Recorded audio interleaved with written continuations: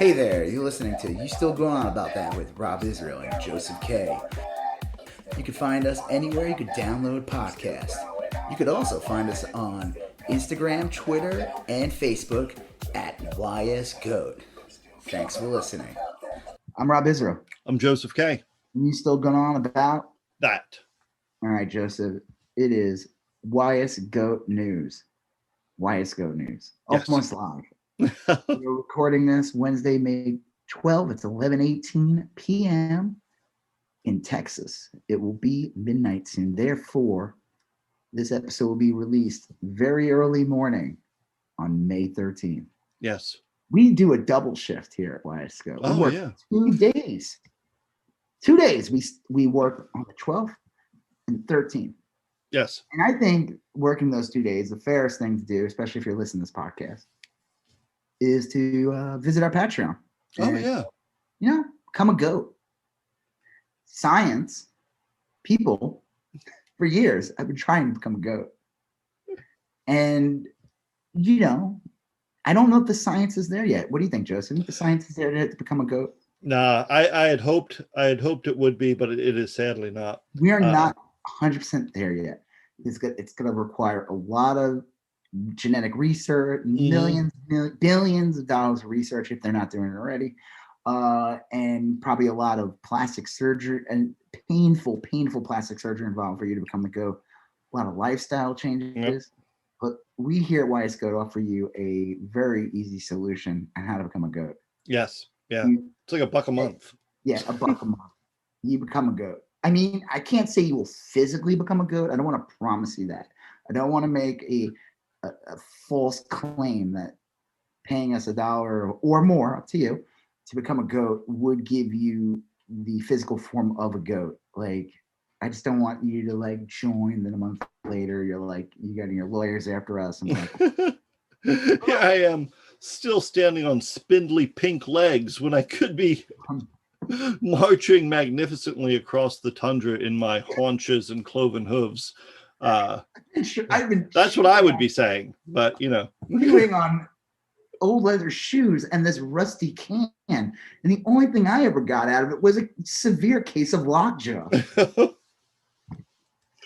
Well, if you do feel so inclined, you can jumpstart the science and get on the goat by doing the Patreon. I think that's a great idea. Patreon.com/YSGOAT. Yeah, right? Yeah, that's it. Easy peasy. You still going on about that? All right. Well, let's just get into the more serious things. Yeah. Yeah.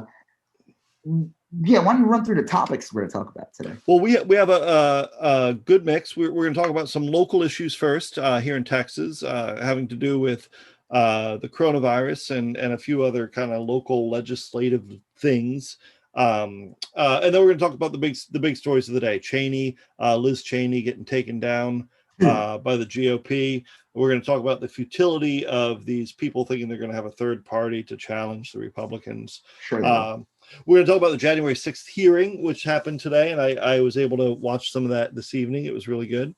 We're talking about the Colonial Pipeline ransomware attack. And people filling plastic bags full of gasoline. Sweet Lord. People are very smart. And then we're going to talk about the Postal Service briefly. And then we have a few other things, odds and ends, that we may get to at the end. I'll save those for the end as kind of a grab bag. But those are the big topics we have for today. So we will start local. It all starts local. And a lot of this local stuff is because of all the yokels. Local.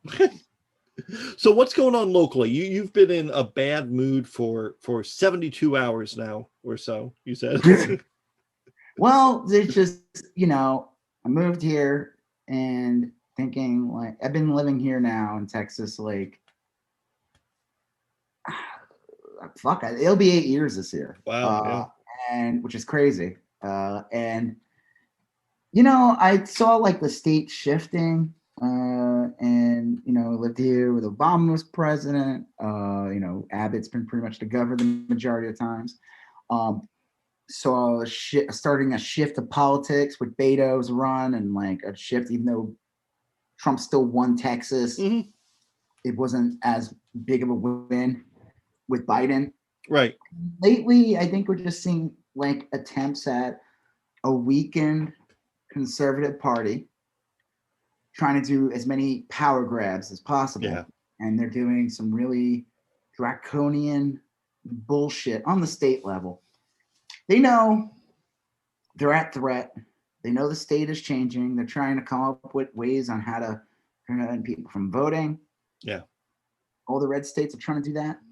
It's like they've been doing it for years, actually. Yeah, well, they have. These states have been doing it. Yeah, they have been doing it for years. They make sure that people can't vote, and so these people that get elected are not beholden to the people that weren't able to vote. Right? It's a lot of gaslighting. They're like, well, when I only care about my constituents. You didn't vote for me, and I'll be like, well, you wouldn't know that. I wasn't allowed to vote. Yeah. I mean, I probably wanted to vote for you, but I think that's probably the reason why you made sure I couldn't vote. Well, it used to be that a lot of states, a lot of southern states, had to go get like approval to make any changes in the voting laws. And the Supreme Court a few years ago said, well, there's no more racism left in the South, so of course they can change the voting laws however they want.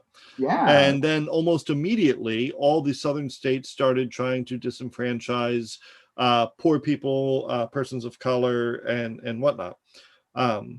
Yeah, this is the last gasp of the dying party. Young kids today are generally much more progressive. A lot of them have grown up with the effects of climate change. A lot of them have grown up like with school shootings being real things. A lot of them are just going to naturally lean towards progressive politics. They'll still be conservatives. They're not going to go away. A lot of them still get their brain rotted by politics in some way or some form. Or if you grew up in like Whitefish, Montana, population 380 with mostly goats. Yeah, well, 90, if it were 99.9%, white Protestant, then of course you're going to have a different worldview than if you grew up in a, thriving diverse community. But the world is skewing it's trending progressive. It just is. So I like it. They're gonna do whatever they can to prevent that. So we'll get into the Texas legislative votes this week that were really disgusting. But let's just talk about real quick our school district. Yeah, that just had an election in the school district, and unfortunately, the worst people won. And I know people make the argument, "No, you just don't like them. That's why they're the worst. It's because if you like them, then they would be the best." And it's like, no, it's not. No. They're the worst because their ideas suck. Well, I think, and they suck because they're proven wrong. The thing for me is that there is a local hate group, the TTP, Texas. True Texas Project. Yep. And they endorse these candidates, and neither of the candidates that were running declined the endorsement. In fact, they both sort of touted it and were like, "Hey, look at these people. They That's weird." And one guy wrote, "That's weird." Yeah, and that's bullshit. Like, I get that you can't control who endorses you. I get that. Like, if you can't control a hate group coming out and endorsing you, but you can, vociferously decline the endorsement and reject it and say, I don't know why they're endorsing me, because I stand for everything they hate. I stand for. It's like when Trump was running in 2016 and he was endorsed by David Duke, and it took him like days to finally and he did like a tepid disavow. Like he used doublespeak and all this shit, and he never really disavowed him. And that was the problem. It's like, you get endorsed by David Duke, the thing you're supposed to do is immediately go, ew. Right. Everything I stand for, I'm against. I mean, everything that I stand for, that man's the opposite. Yeah. You know what I mean? Like, or you need to do a gut check and say, why the fuck is this guy endorsing me? What is wrong with me? So, right. And if you're responding with like, oh, I'm okay with, I don't know what to say here. We know that you are like clearly okay with this. Yeah. you're basically sending the message you're okay with this. And the David Dukes of the world, or the TTP of the world, know that sometimes you can't outright say like, "Oh, I'm so excited about this." Yeah. They're just happy that you didn't flat out Right. go barf immediately after they endorsed you. Yeah. And so one of the guys who he didn't disavow them. He just went, "Oh, that's kind of weird," and like kind of chuckled, and it was gross. It was like, why would you want to be endorsed by these bigots? Like you want to work on the school board that has it's not just that area, but it's like multiple areas in this county. There's lots of different religions here, a lot of different there's trans kids that live here. There's all these different kinds of kids, different ethnic backgrounds, and not all white Protestant Christians. And this group wants to eliminate, would love if those people just disappear. Can you just go live somewhere else? That's what they want at the end of the day. They want their way. And if you're running for this and you're supposed to represent all these kids, you clearly don't have their best interests. Yeah. Well, speaking of not having their best interests in mind, one of the first things they did, I mean, is literally the day, it was like the day, or it was all happening at the same time. They swore in these new members, and immediately they're like, "Hey, we're making masks optional beginning in summer school, like even before next year." Basically, the middle or end of June, masks will become optional in the LASD. Now, I mean, like,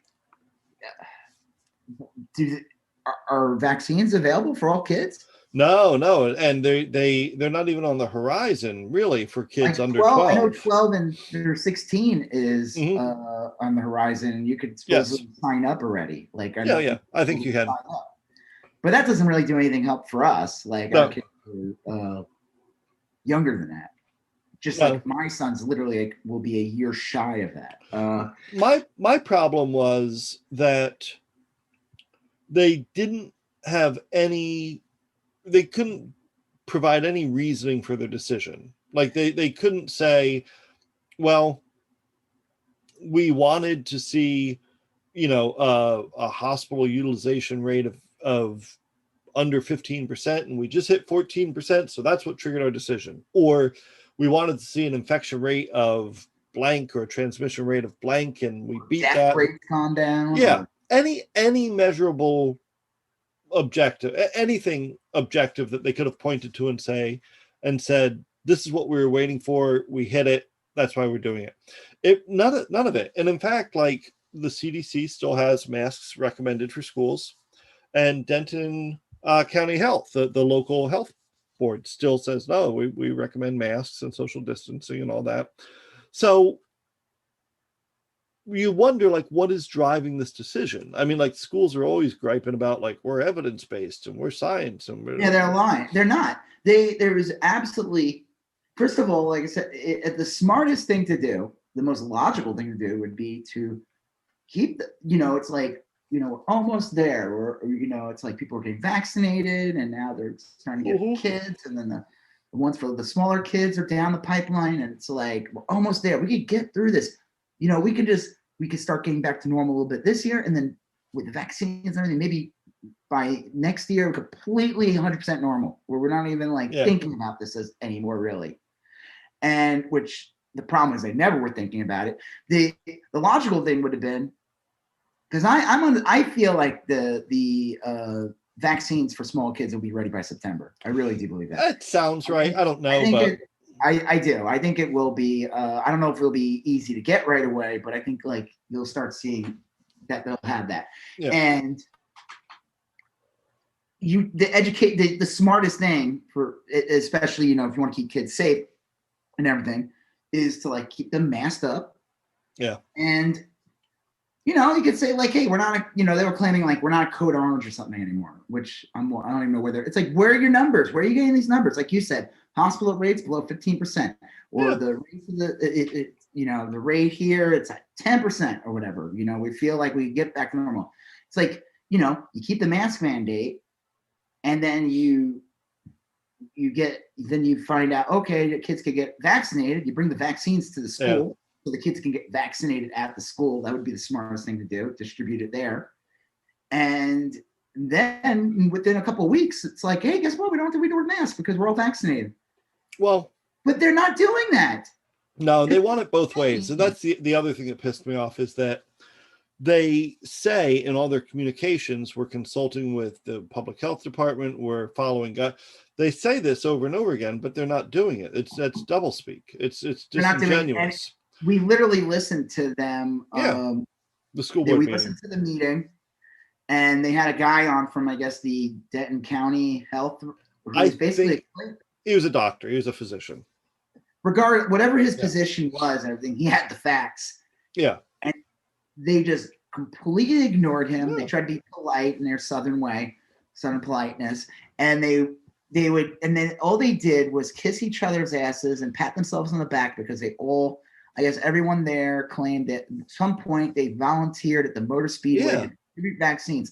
But it's like 40% of the meeting was them fucking circle jerking each other over how much they volunteer. Like, and it's like, what does this have to do with anything? You vaccinated your peers. Yeah. You don't care. You're not once talking about the kids. You're not. Do these idiots still think that kids can't get this? Well, I think they're under that impression. Yeah. Here's the thing that and you and I may disagree a little bit on this. I think in my limited experience at the school my kid goes to, I think they did a good job in keeping shit together. And I base that on like my own kind of Your kid didn't get it. My kid didn't get it. And none of my, it seemed, like every time there's something weird going on, it's like, okay, I got a heads up. I did a little count. And anyway, so I can see totally why they are convinced that it wasn't a huge deal. I don't think that they saw, and again, neither did I. I'll bet you a lot of those teachers were like fucking Windexing shit and putting 409 down. I'll bet you there's a decent amount of work that went into keeping it so low. And let me tell you, I don't know where you're getting this. There were a ton of COVID letters. I mean, there was literally weeks where there was a COVID letter sent out every day. Yeah, but I'm talking about like in a school of like hundreds, with a staff of quite a few, to get like even a letter a week isn't like a ton. It wasn't a letter a week. It was literally a letter every day, and each letter had 4 kids or something. I'm telling you, and that's with the masks on. Yeah, that's with the mask on, because we knew.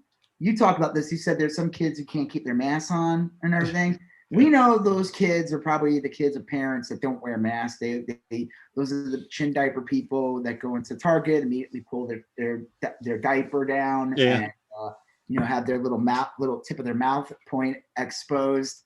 These are those kids. Yeah, those are the ones that can't keep it on because their parents didn't teach them to do it. But they were able to keep the rate down at what they did because of that. They get rid of the masks. I don't know what the fuck they are inviting. Now, we can just take a bet. Now, who knows? Maybe in 3 months, the rates will go down to nothing. But, we also have in India, it is gone insane. And there's new variants that could easily get here. Oh, yeah. And these variants supposedly can cancel out the vaccines that me and you have. Yeah. I think India is an odd situation just because India is like a little overcrowded and you've got a little different infrastructure and everything. I think the point is valid, though. My whole thing all along has been like, masks aren't this. I've just never seen masks as a terrible inconvenience. Right. And B, they're sacrificing everything. Yeah, and I would say I don't know. I mean, I don't know. I don't know what I think about it, other than the fact that I'm not at all thrilled that they can't produce the reasoning behind this decision or the evidence that drove this decision. Well, and at the same time, they're like, well, we're getting consultation from Denton County Public Health, but then when you talk to Denton County Public Health, they're like, no, we're not saying to do that. It's like no one wants to say. I don't know. It just feels like a shell game. It's like they're afraid to do anything that will affect anyone in any way. You know what I mean? The right thing to do would be to have the kids wear masks Yeah. until the vaccine's ready. That's it. Yeah. They're not getting rid of masks technically. They're making them optional. But Right. come on now. Come on. All the kids are going to take them off. All the kids, there's peer pressure. As kids get a little older, bullying starts. What's the schools going to do to stop that? What message are they going to send to the kids that, could be some parents are going to tell their kids, you better wear that fucking mask all the time. Yeah. And some kids have to go to school. They just have to. Our economy, our capitalist society has made it. People have to work. Some people can't watch their kid. And now people who have to work 2 jobs outside the home and everything, and their kids in the school. Schools are basically fucking government daycare or private daycare, depending on, and the kids were wearing masks and everything. But our district decided to kowtow to morons and idiots who think that what do they say? Vaccines? What? Cause 5G? No, I was on one of the Facebook groups, and the same people that are kind of rearing up the mask protests, they don't want to wear masks, are saying that a 5G tower has gone up and this is causing horrible health problems, and it was grim. I mean, and they kept pointing me to. I put on the Facebook group. I was like, look, I'll probably regret asking this, but what is the problem with 5G? Because I love high-speed internet.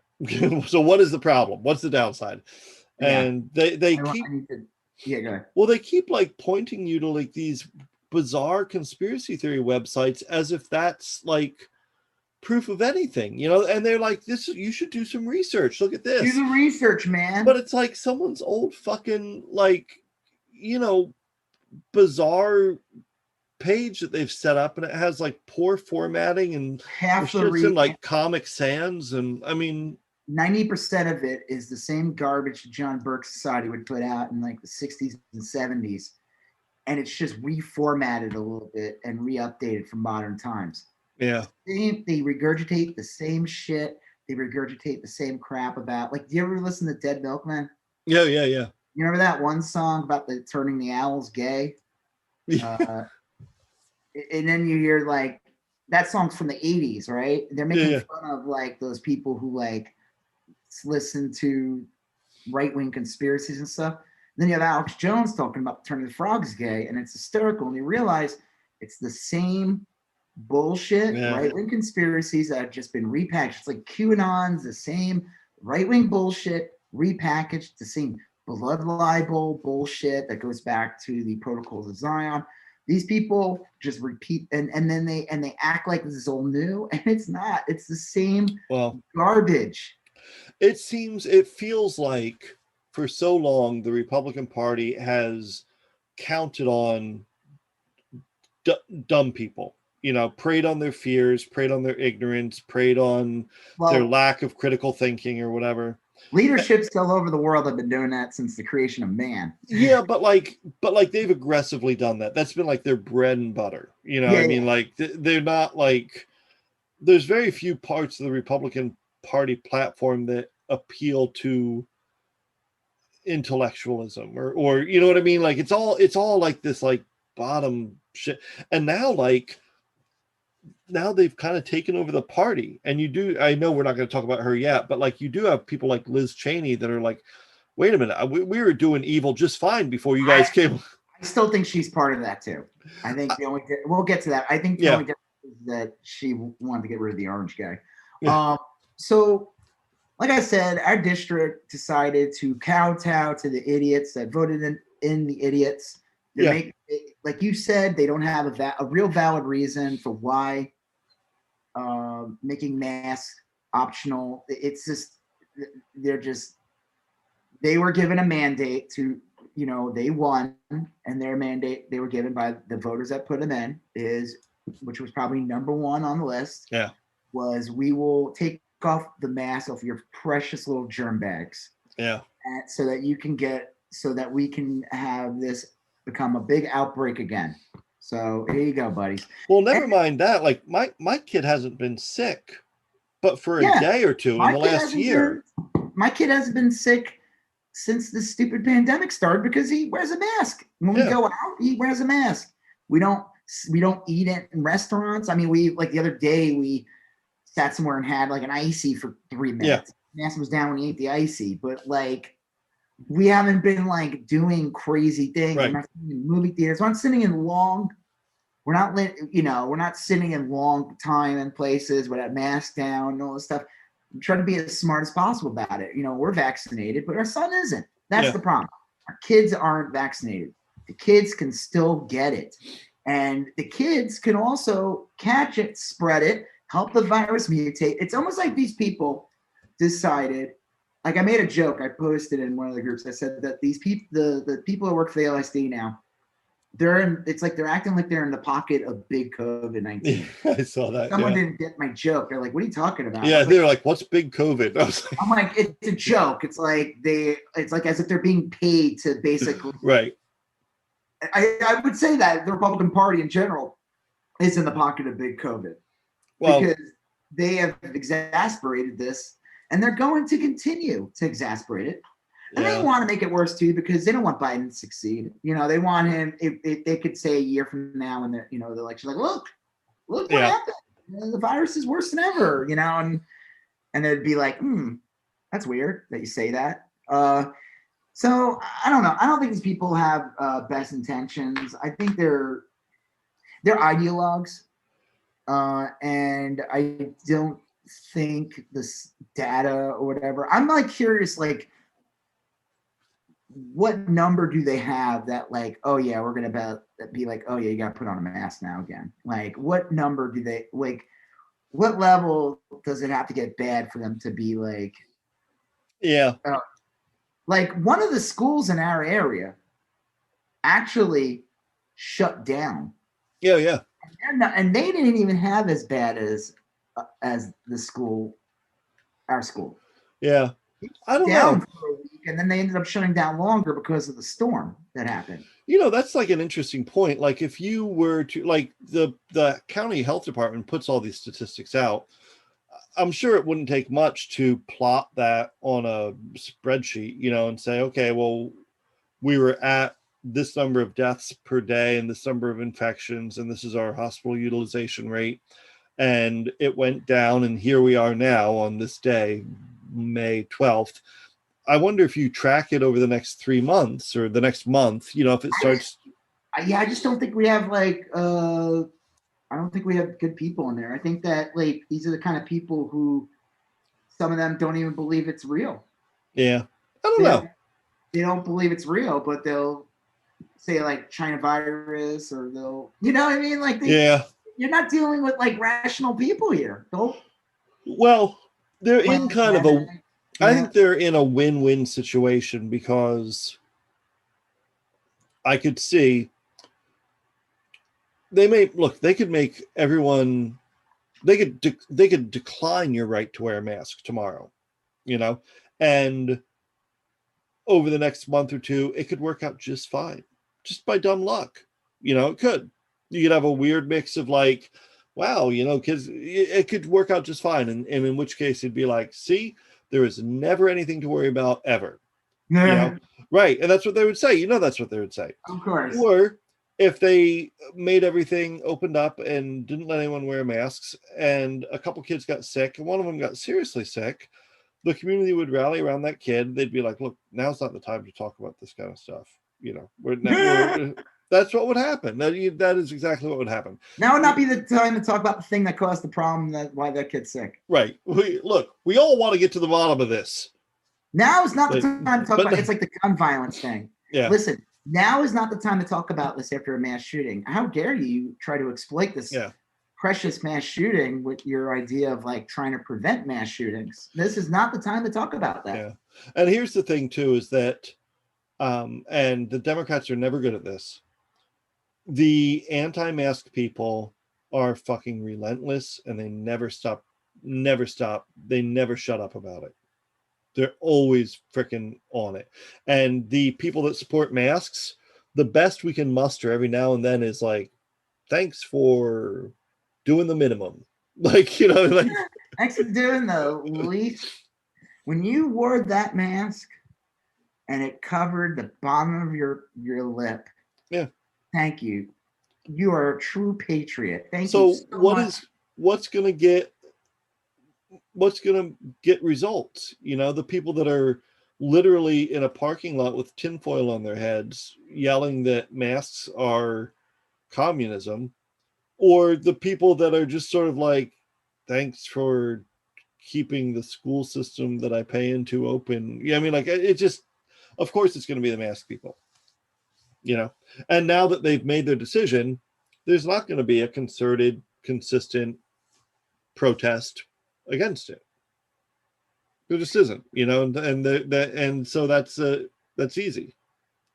Yeah, I just think that, like I said, I'm just curious what they're going to do to prevent, like, what I feel like they just decided by making it optional, they're creating a situation where there's just going to be a lot of social problems in the school now. Yeah.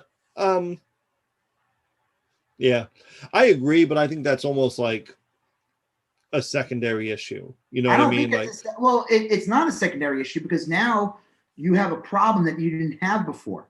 And now you have things where kids are not, you know, the whole idea is that school and everything, you know, proper education for the kids. Right? Yeah.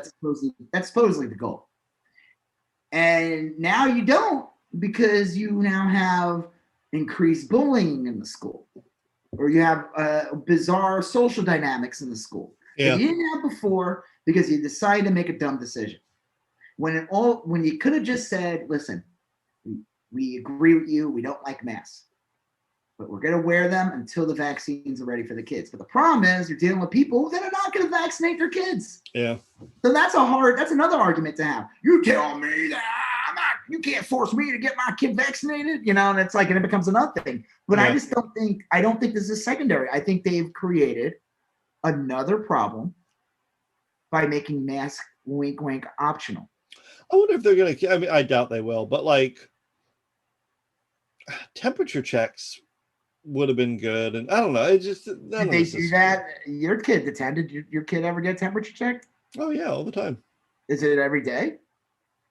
I've never asked her if it's every day, but like I assumed it was. I guess I should ask, but like if you go, well, in the morning when you go there, I mean, it's not like you don't just walk in the school. There's a line and the kids are going in one by one. So I don't go up there myself because adults aren't allowed, but like there's clearly a reason why you're waiting one-on-one, you know, one by one to get in.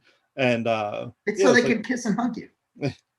Is temperature checks. And honestly, if you gave me a choice, like, hey, we'll do temperature checks or masks, I'd take temperature checks. Why? Because that does so much.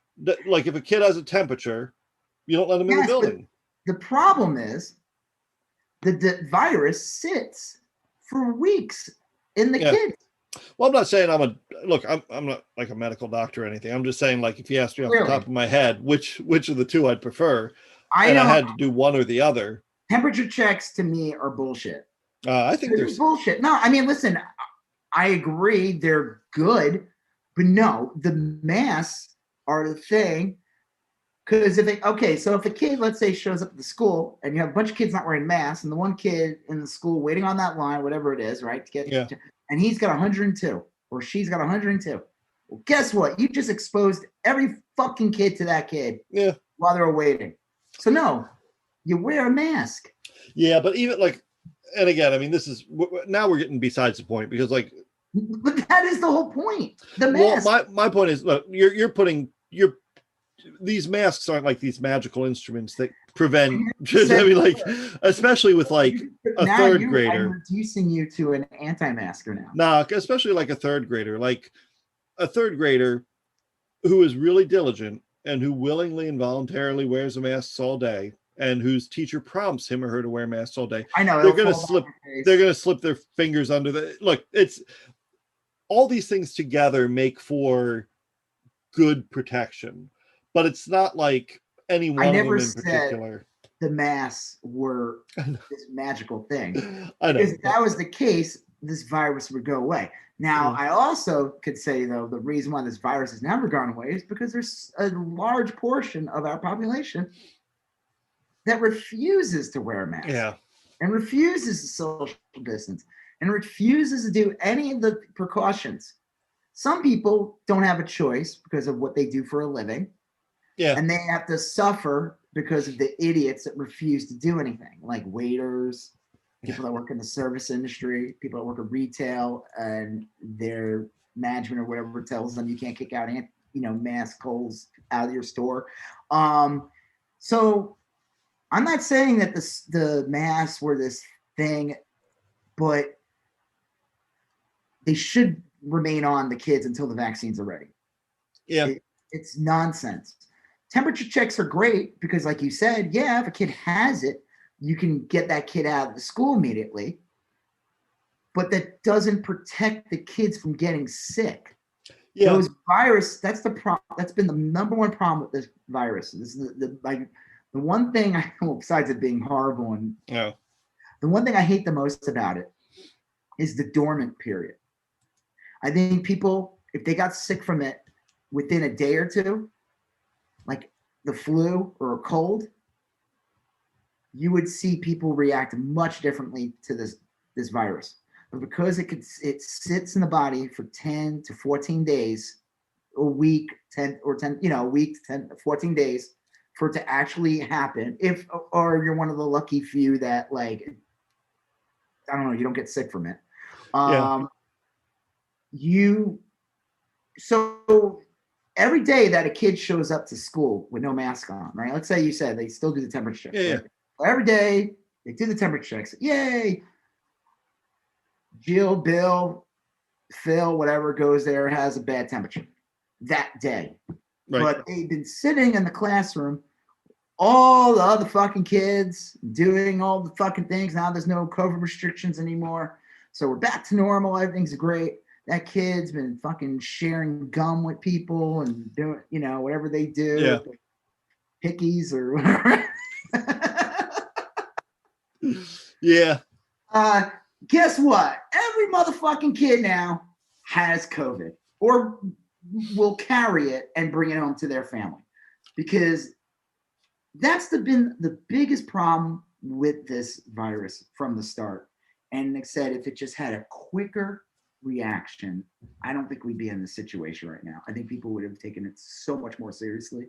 Well, I do. I think, and I guess this would be a good place to kind of transition to that larger thing with, like, in Texas at least, and in a lot of states, the legislature at the state level, and this is also like similar in school board level and county commission level and all that kind of stuff, they've kind of gone off the rails and have just started legislating some crazy stuff. Well, the Republicans still run the state Senate, and like we talked about in the beginning of this podcast, they're going to do anything they can to wield that power. And let's see, let me see some of the things they voted on. I tweeted about it, and it's funny because the one thing they didn't vote on, which I found interesting, was they didn't vote on fixing the power grid. Failed horribly.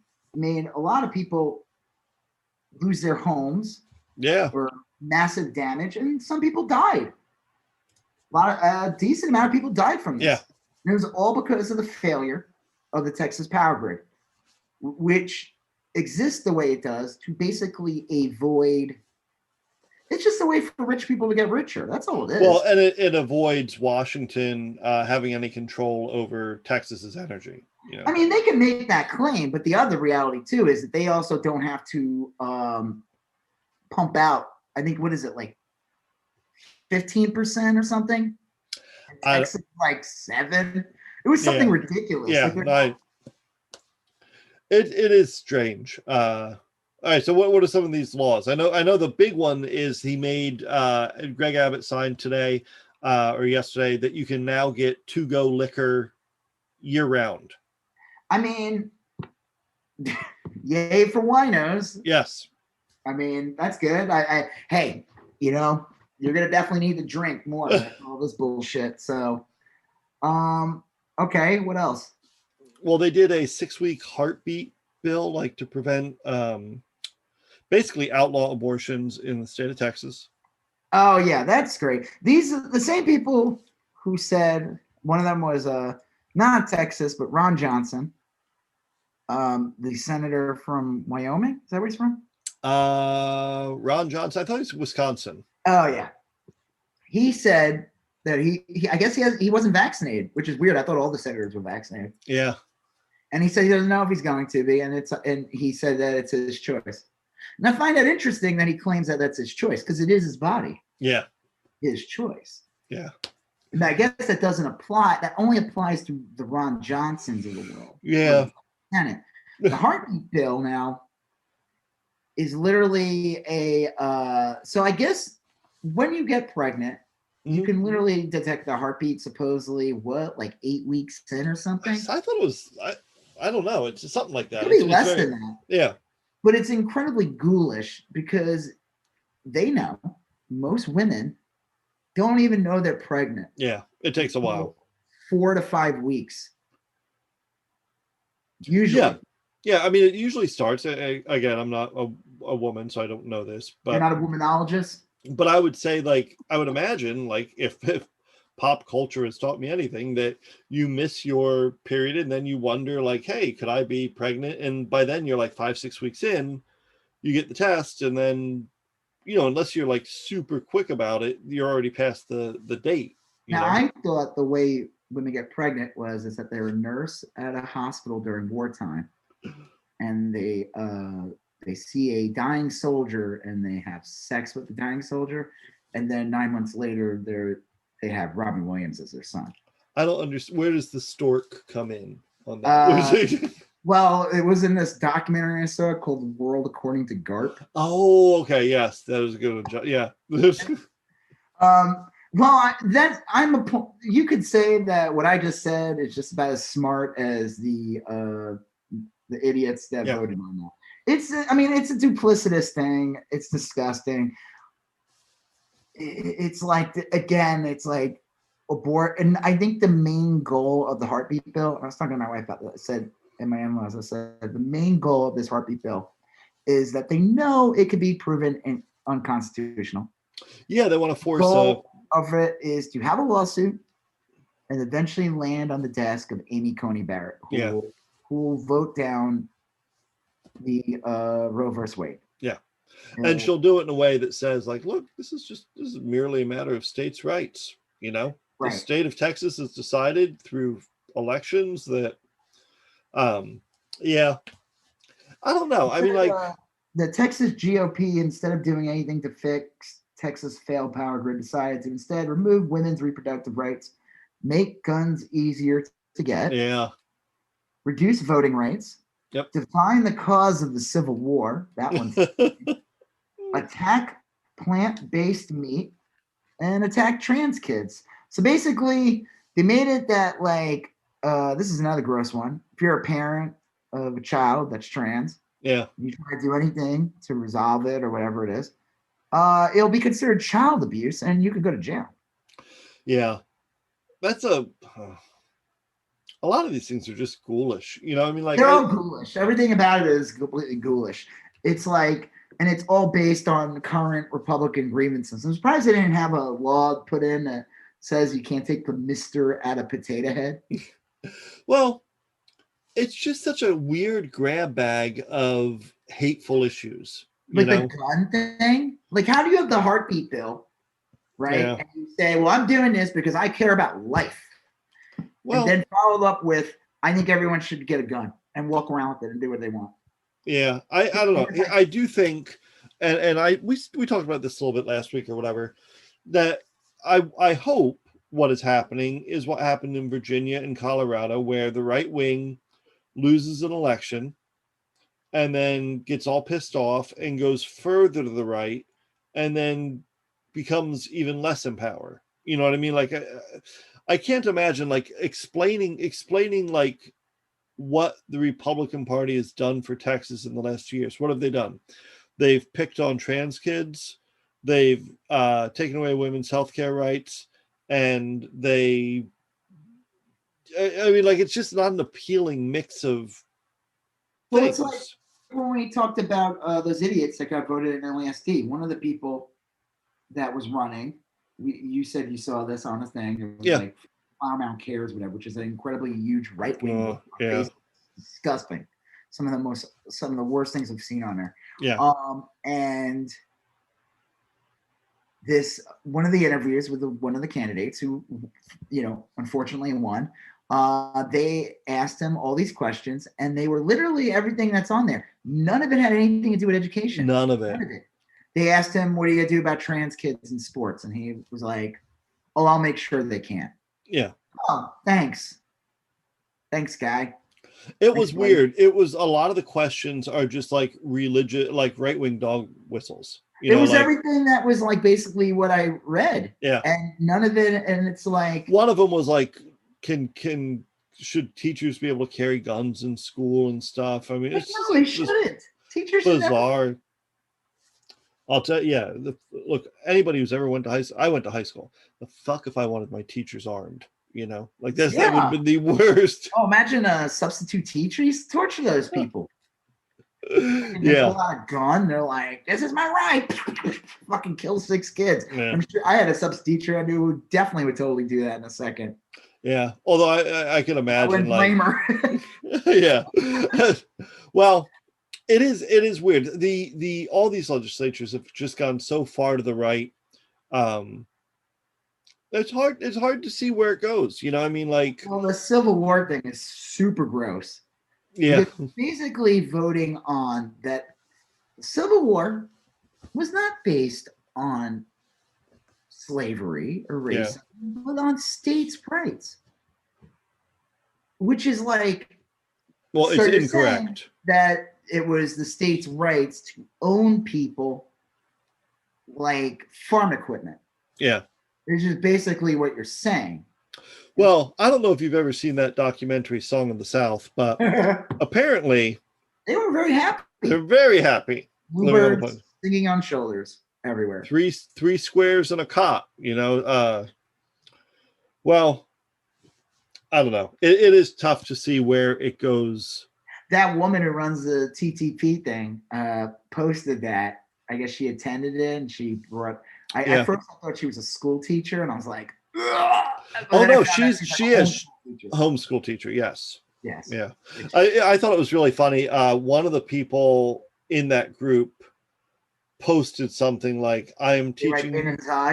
No, they said, "I'm teaching my kid how to play guitar and violin. Period. I've never played either. Period." And I almost retweeted it with a, like, tell me you homeschool your kid without telling me you homeschool your kid. Like, I have no expertise in the cat. And, I have no expertise in this at all, but I think I'm going to teach my kid about it. Oh, okay. We'll learn together.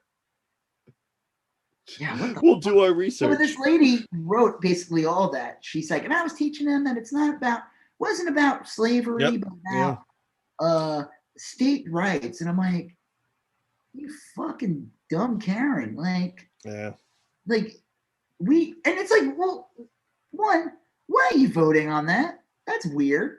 Why are you voting on that? What the fuck? Oh, so all the public schools have to teach this, so the teacher has to tell them, and then hopefully you get one of those cool teachers is like, I had to say that, this is all bullshit. It was like years ago, because here's a fucked up thing. A lot of the textbooks are made in Texas, actually. Oh, yeah. Yeah. And they were trying to put things like a sticker where it said, this was during the Bush years, I remember this, where evolution was just a theory. Yeah. Intelligent design. That is true. That's why so many so much money goes into like Texas and Florida, because Texas and Florida are huge states, and a lot of states can't commission their own textbooks. So a lot of like Missouri would get like Texas driven curriculum and shit, so I don't know. It's gross. It's like how some stations like have like a big run on things. Like supposedly like Utah is just really what Utah is, just one big state of vitamin supplements. That's literally what they like. Supposedly that's like the biggest industry is I can see that. bullshit supplements. I mean, not all of them are bullshit, but most of them are. Yeah, well, like look, some vitamins are just Vitamin C. Yep. You should take that. It's good for you. You don't want scurvy. Right. No, I'm talking about stuff like royal jelly and shit. Like, I put that on my Sammys all the time. So yeah, there's just like a lot of gross legislation. Again, they're all like, the Republicans outnumber the Democrats. And again, this is like, I always say this too. You've got to do everything you can to make sure the Republicans don't run the House, don't run the Senate, because this is what, look at what's happening in Texas state legislature. Yeah. That's what's going to happen in the House.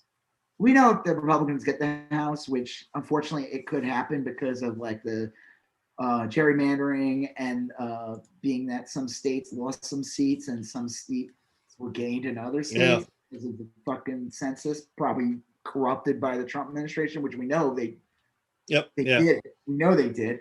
You're going to see all kinds of crazy shit get enacted in Congress. It's going to be the same garbage.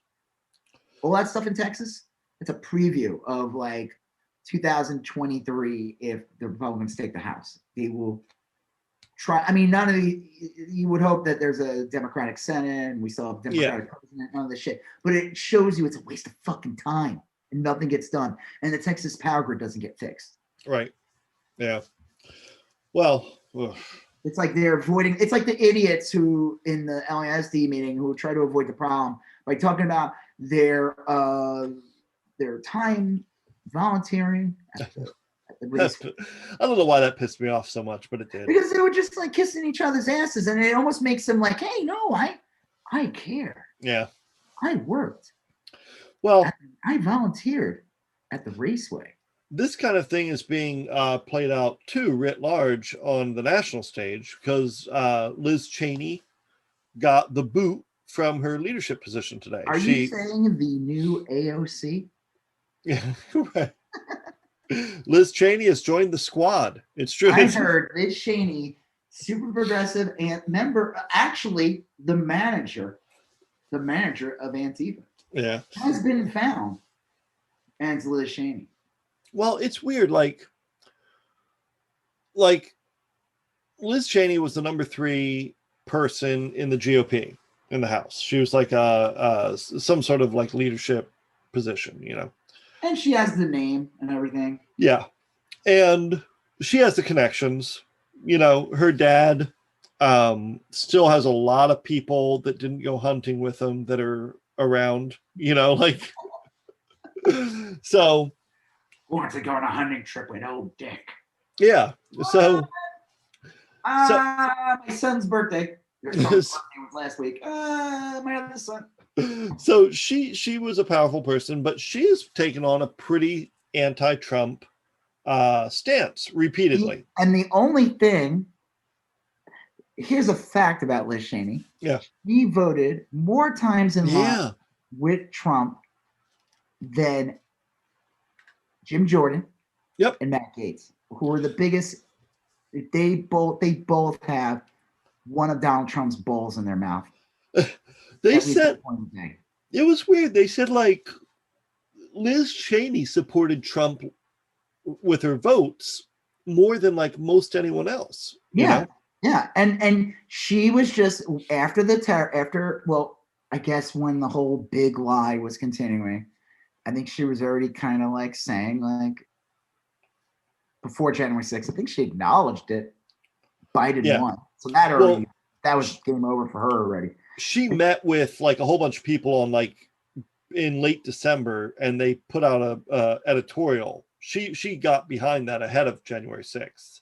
And then but she voted with Trump. She wanted the kids in cages. She wanted bombs in overseas.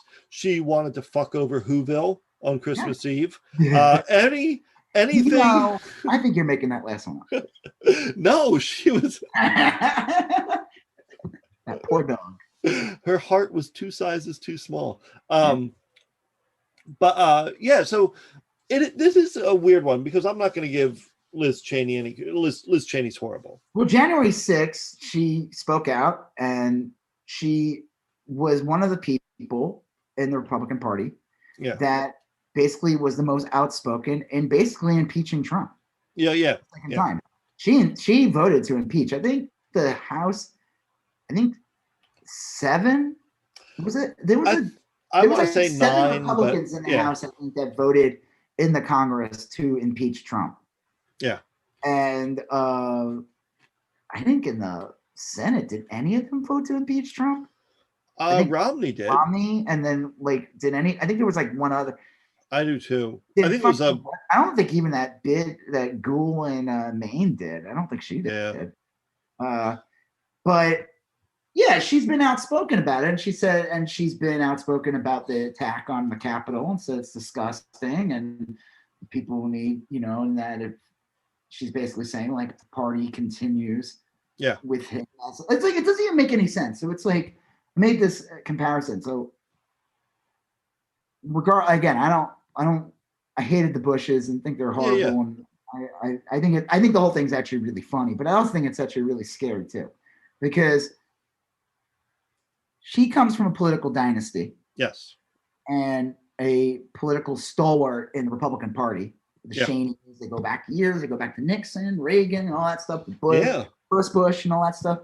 And it's bizarre because Trump wasn't really anything, and now the party is completely in the pocket of him. Not in his pocket, he pays them, but they are they kowtow him completely. Right. And it's bizarre because it's Liz Cheney, whose dad was vice president twice, 2 terms, regardless of what you believe of those elections. The first one being completely stolen, and the second one being probably, they could prove it. Ohio, definitely, there was some shenanigans there. But 8 years of presidency. And Donald Trump, who was the first person to not have 2 terms since the first Bush in 1990. I mean, be oh, that's not a big deal, but that was over 20 years ago. It's hard to lose almost 30 years. It's 30 years ago. It is. You have to really suck to not get reelected. Yeah. Or, not popular or whatever. And Donald Trump lost because of, one, people were sick of him. His handling of COVID was disastrous. And a bunch of other shit. And they want progressive action. And Liz Cheney did not stand in the way of Trump in any of that. She was no. So it's bizarre. It's I said, I actually this it'd be if the Democrats, the DNC, I wouldn't say the Democratic Party, but the DNC decided to completely dump the Kennedys for Andrew Yang or Tulsi Gabbard. You know what I mean? Right. It's bizarre. It doesn't make any sense. Why would you? And it's all because she is, and you saw Madison Cawthorn, that guy. Oh yeah. The literal child in the Congress who tweeted nah, goodbye or whatever. It's really and she's still in power. It's just they kicked her out of the leadership, basically. Right. I don't get where this is going. Look, like I said, I don't like Liz Cheney. But I think Liz Cheney is savvier than these other idiots go. You know what I mean? She, you'd said a week or two ago, Liz Cheney's look, we can still put kids in cages. Let's just keep our shit together and we'll do it. Yeah, we know how to do this the right way. We've been taking school lunches the right way. We know how to bomb brown people the right way. And they don't need fucking this up for us. Yeah, they don't need who they got now. I mean, they've really kind of transitioned to a cable network approach to governing. They're look, we want people that sell on Fox News. That's who we want. Well, unfortunately, and then you see MSNBC catering to fucking Liz Cheney, and I'm just yeah, you're gonna get a bunch of shit libs who are gonna fall for this act. She's not an ally. No. Not an ally to progressive politics. I mean, is it great that she impeached the guy who, fucking almost had the Capitol set on fire, was responsible for having politicians killed. Yeah. Yeah, I mean, thanks for doing the least. Good Well, job. and also like that's probably done out of self-preservation. She knows that, like, look, even the that's why, like, on the day of January 6th, a lot of the worst Republicans were still freaked out about it, because, like, it's not good for anyone to have that shit happen. It's Yeah. not good for that to be normal, because the next thing you know, you're going to have progressives like with pitchforks, and I mean, like, you don't. That's just no good for anyone. You know, it's just no good. Yeah, I just think that, yeah, it's not a good. You don't want that. I don't know what the thought process is. It's bizarre. It's self-destructive. It's weird. Like I said, I could have saw her as a potential 2024 candidate running in the Republican Party. Look, it's a woman. You know? Yeah. Like I could, and she's a more serious one. You know, I could see them, like, could have saw that. And so then there's this supposed talk of an alternate party. Yeah. Yeah. A lot of them are saying, are any of these people that are these supposed 100 Republicans that want to start another party, are any of them actual active? I don't think so. Politicians? No, I don't think so. I don't like know that. It's all the guests, Republican guests that are on like daytime MSNBC. Yeah, it's like former DNI director. You know, it's like from the Reagan administration. The woman who is what, the governor of Jersey, Meg what's her name? Megan Todd Whitman. Yeah, I think so. The one who was too clean environmental for the Bush administration that they removed her. She was like, well, like, she's a straight Republican, but she was considered like a very progressive Republican in that. Yeah. She believed, you know, global warming might actually be a real problem in some ways. Yeah. No, I brought this up earlier, and you said, "Well, it'll never happen," and I think, you're right. I mean, I agree with you, right? But I think that's just kind of like highlights the point. Like, no, this is it. This is the Republican Party now. Yeah, like, it would only happen if like 10, 15 Republicans came out that are active members of Congress, and a couple of senators came out and said, "Yeah, we don't think the party's, representing us. We don't like where it's going. We're not the party of Boberts and Floberts." Well, yeah, that's got to be we're like the party of Reagan. We're the party of George Herbert Bush. Like bullshit. They'll say those type of things. We're not the party of Matt Gaetz but they're not doing that. It's just at the end of the day, it's the right wing grifters that just prey on. That's the thing, is that they don't. Even if they were to break off, they would just offer the same shit Trump did. Just when they'd be more polite. Right. And they would be like, well, we are basically that, but without the lunatic on top, They would still do the heartbeat bill in a heartbeat. Yeah. Yeah. It'd be the same, basically the same thing, with maybe some minor differences, but not enough to like. We like to hear that, because we hope, oh, good. Yes. I want to see that party split up, because that's good. Yeah. For Democrats, because that means we get like an easy election, right? Because they are cannibalizing their own. It's like people who claim they're on the left and everything, and they vote for like the Green Party or something like that. I mean, hey, go ahead, but realize that affects, like I and you can make an argument and say the Democrats don't represent you, whatever it is, but I can tell you, if you're voting Green, the Republicans definitely don't represent you. Yeah, right. And voting green is like voting for the Republican. You kind of are. I mean, you could claim like, oh, I voted Green in like Brooklyn or something, and it's like a little different. Yeah. Fine, whatever. I mean, listen, I can't stand arguing with those people, because it's like, it's like telling them like, you can do this, this, and this, and they just don't want to hear that part. Yeah. They want this, but they don't want that thing in the way. Like they say they want all the things, but that one thing, it's like, oh, can't be from that. That cannot be the vessel. I need it to be like the unicorn that doesn't exist. All right, so yeah, I mean it's funny, kind of, but I also think like it's scary because we witnessed a very undemocratic thing happen with the Yeah. January 6th, Yep. and the Republican Party is basically stating we don't believe in actual democracy. Like we don't believe in democracy. Well, We don't I'll tell believe you, in voting results. We don't respect them. We don't care if people vote. they just don't like it is anti-democracy. That's the big problem. But like, I guess we'll kind of shift now to the January 6th hearings that were today. There's like plenty of Republicans that got up there and just pretended that what they all saw didn't happen.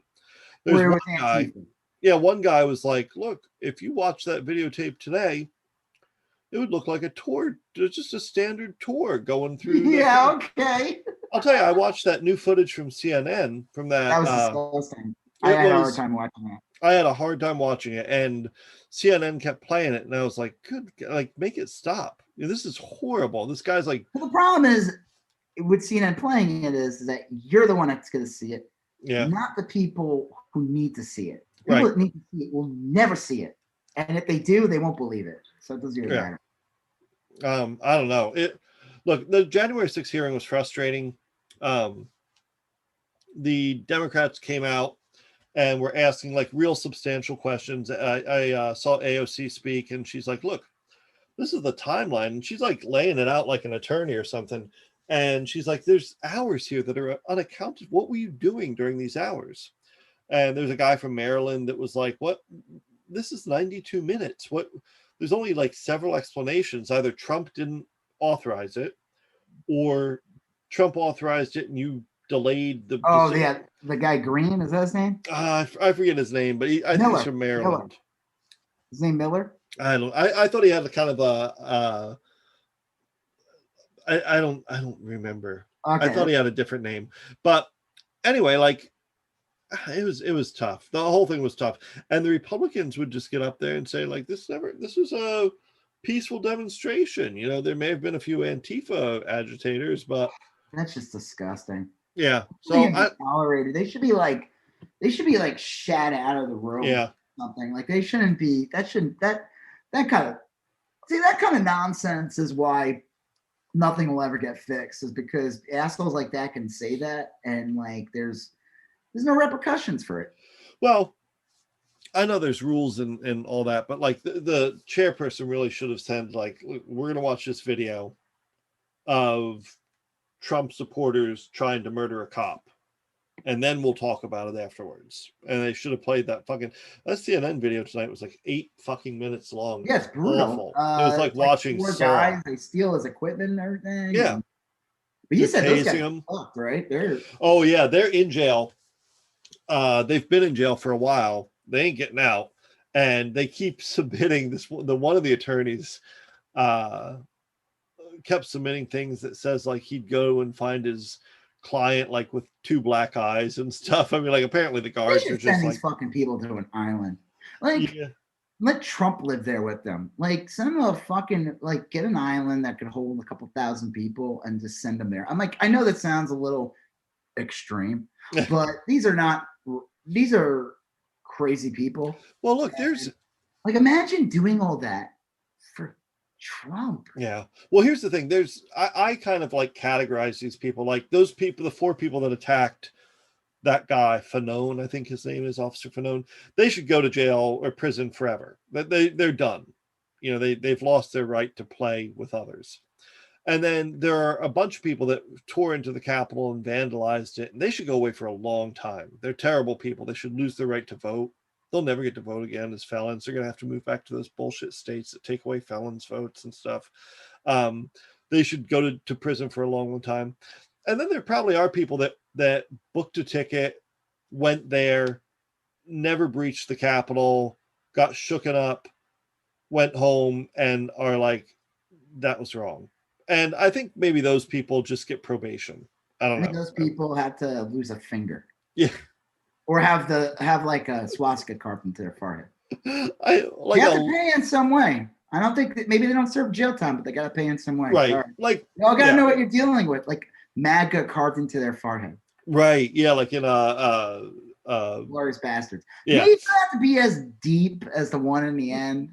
that they do to what's his face, where the skin chunks up from the skull. Have to be, but I definitely think it needs to be a permanent scar. Well, it has to say MAGA or something, you know.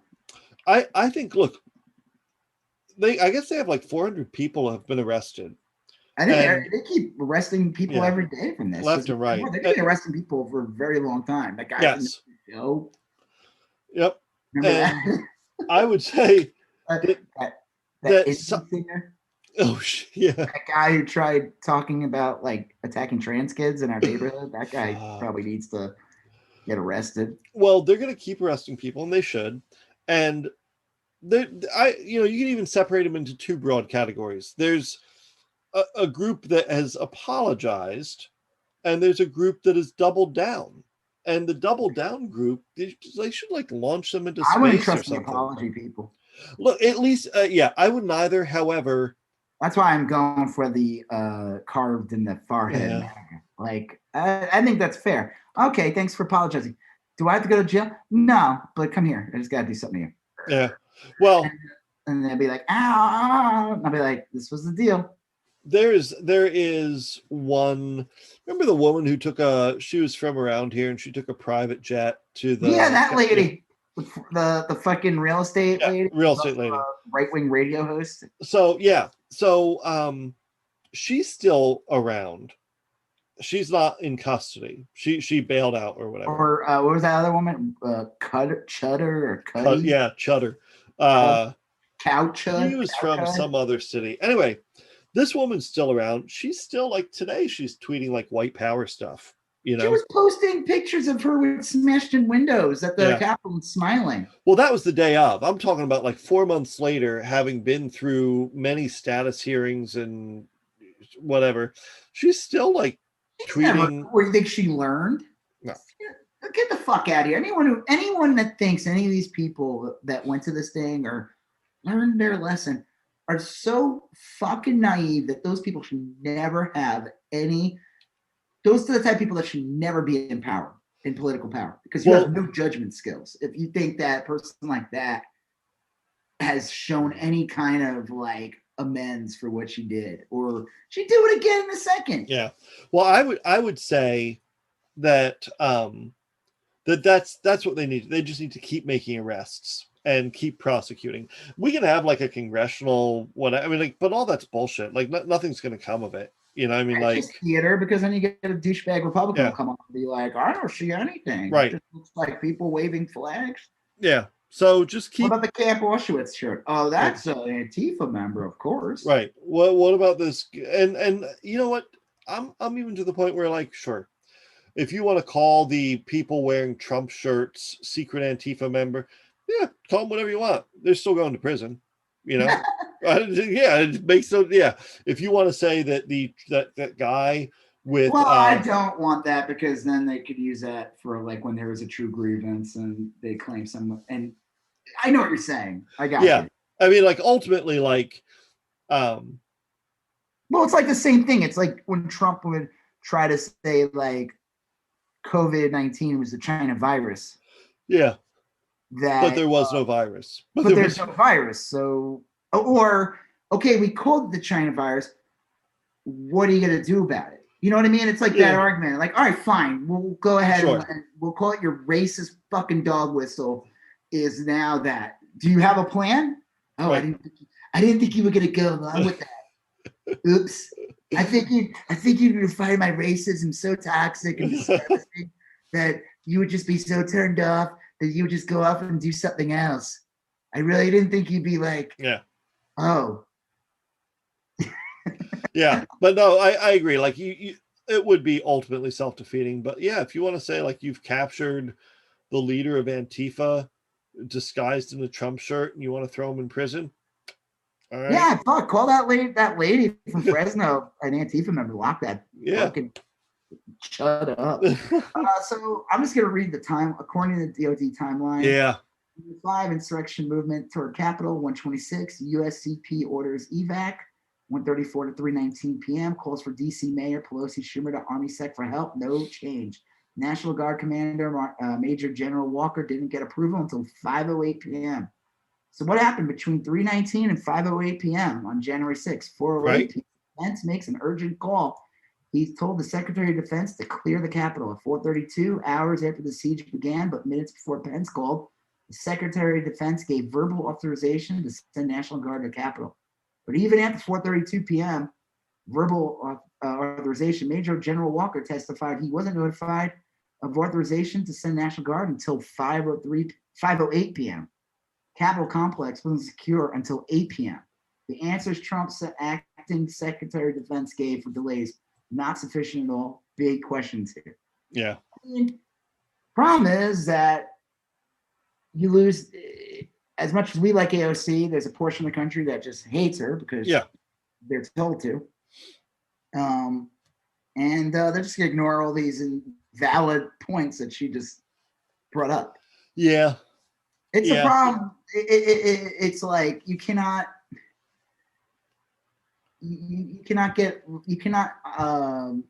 argue with ideologues. You just have to make sure they're not in power. And I don't think this was, I don't think this is a political matter per se. I think it's a law enforcement matter. National security matter. Too. You put these people on trial. You don't have a congressional hearing. Yeah, I don't know what to say. Like, this isn't over. Obviously, it's going to go on. But the fact that like the Boeberts and Greens and Cawthorns are still in power and they're not going to face any consequences.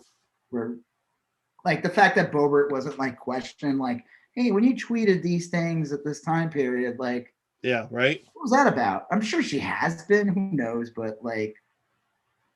Well, they did say a while back that the FBI seized some phones from members of Congress.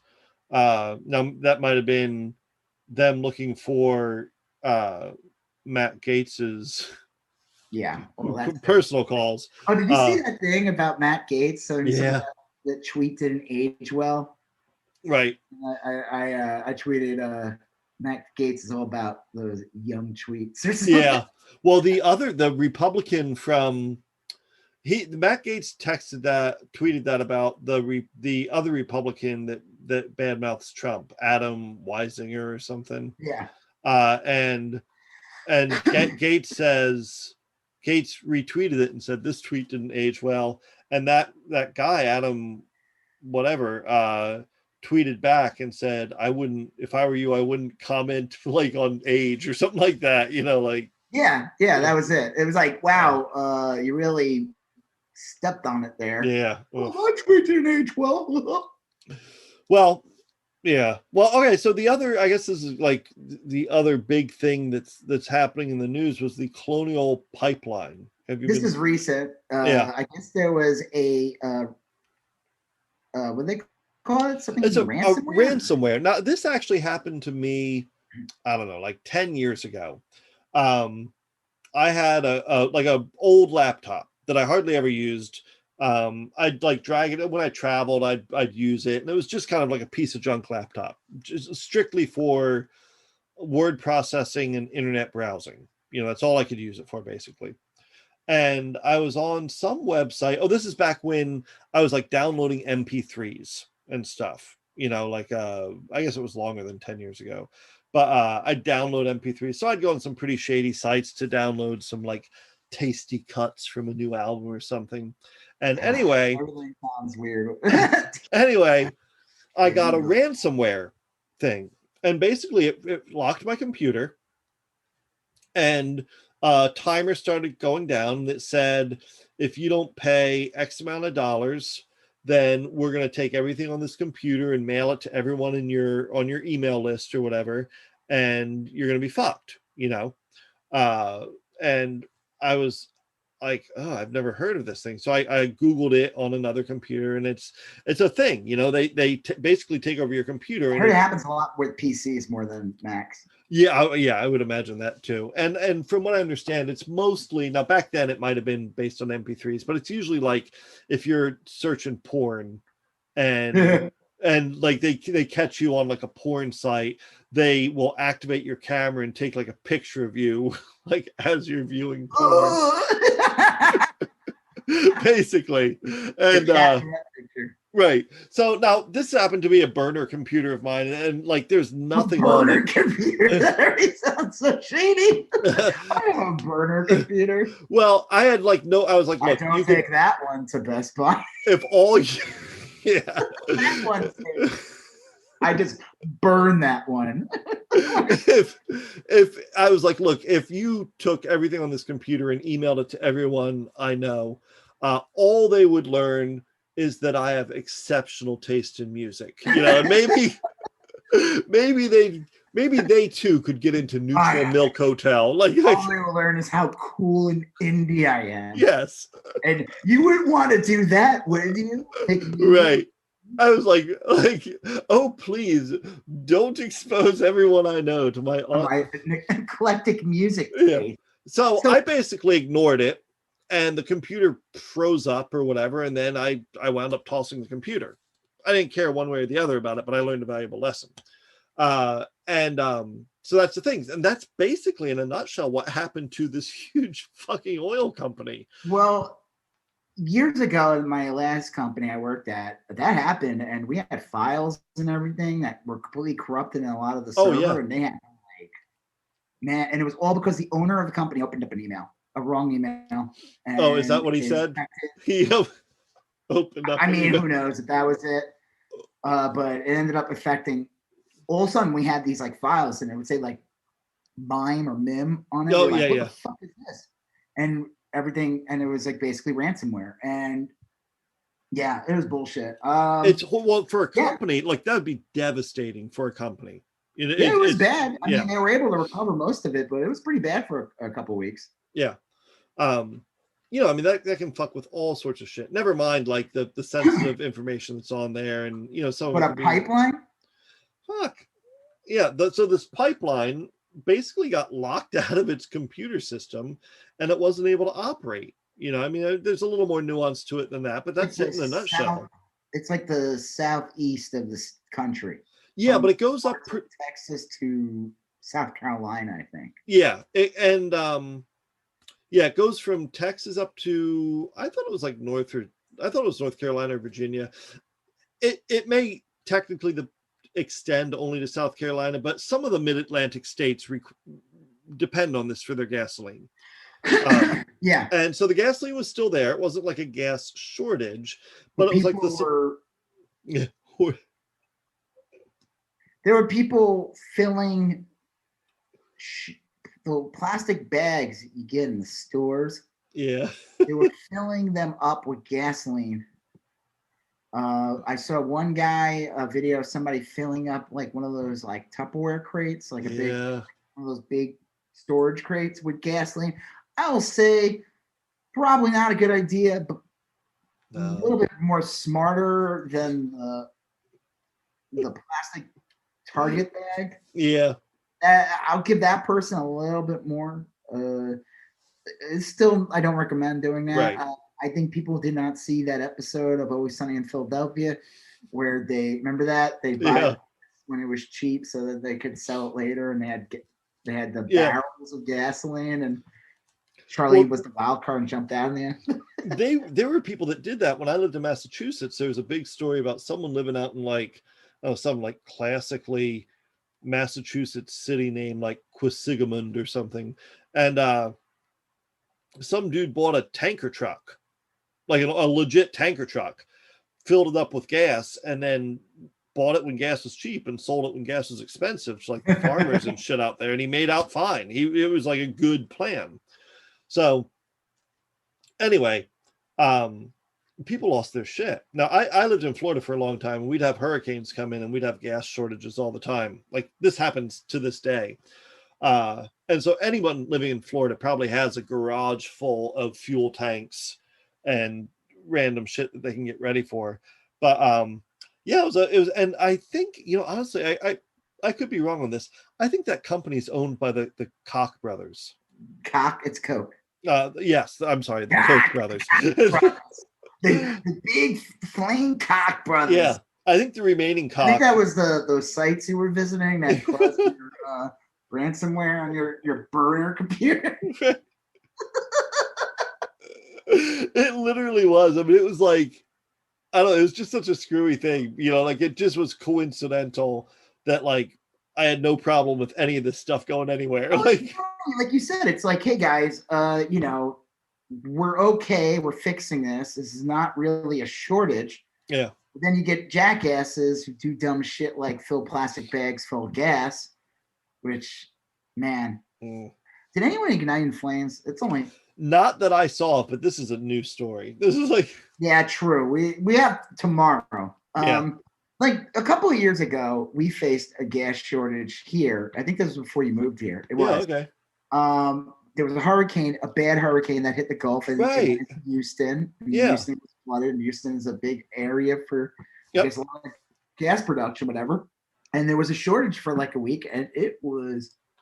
Thank God I filled my tank up literally the day before it happened because I saw lines. There was no gas for a couple of days. Yeah, it was all because of that. But this is like.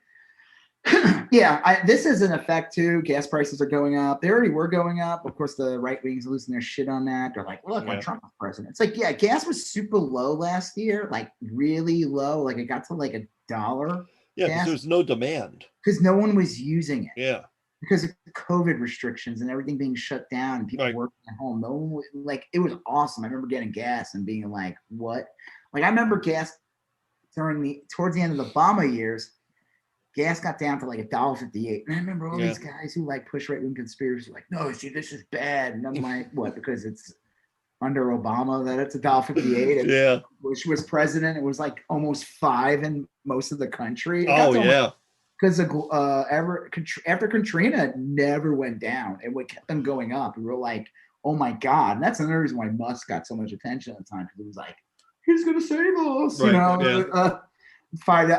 We'll get to him later, but I remember the price was like $1 and Trump was like trying to like find ways to save it, like we're gonna store it or open. I forgot what it was. We do have a strategic oil reserve and a lot of presidents have used it, and basically like in some salt cavern cave, like legit a cave, we have like 1 billion barrels of oil or something. And so like, that's our reserve. If anything ever goes super screwy, we got all this oil. And presidents generally, and I know Democrats and Republicans have both done it, they will release oil from the reserve right before an election. And that will cause gas prices to like plummet, like. Yeah, it's a good move. Like, it's down 30 cents. It's great. Yeah, I think I remember Clinton did it. I don't know if Obama did. I know Bush did. But it's like, like one of those bullshit little sneaky things, but they've all done it. So I don't know. The thing here though is that like a lot of right wingers on Twitter are saying that this why didn't Biden stop this or whatever. And didn't they say that this is actually caused because this is actually another after effect of the Trump presidency?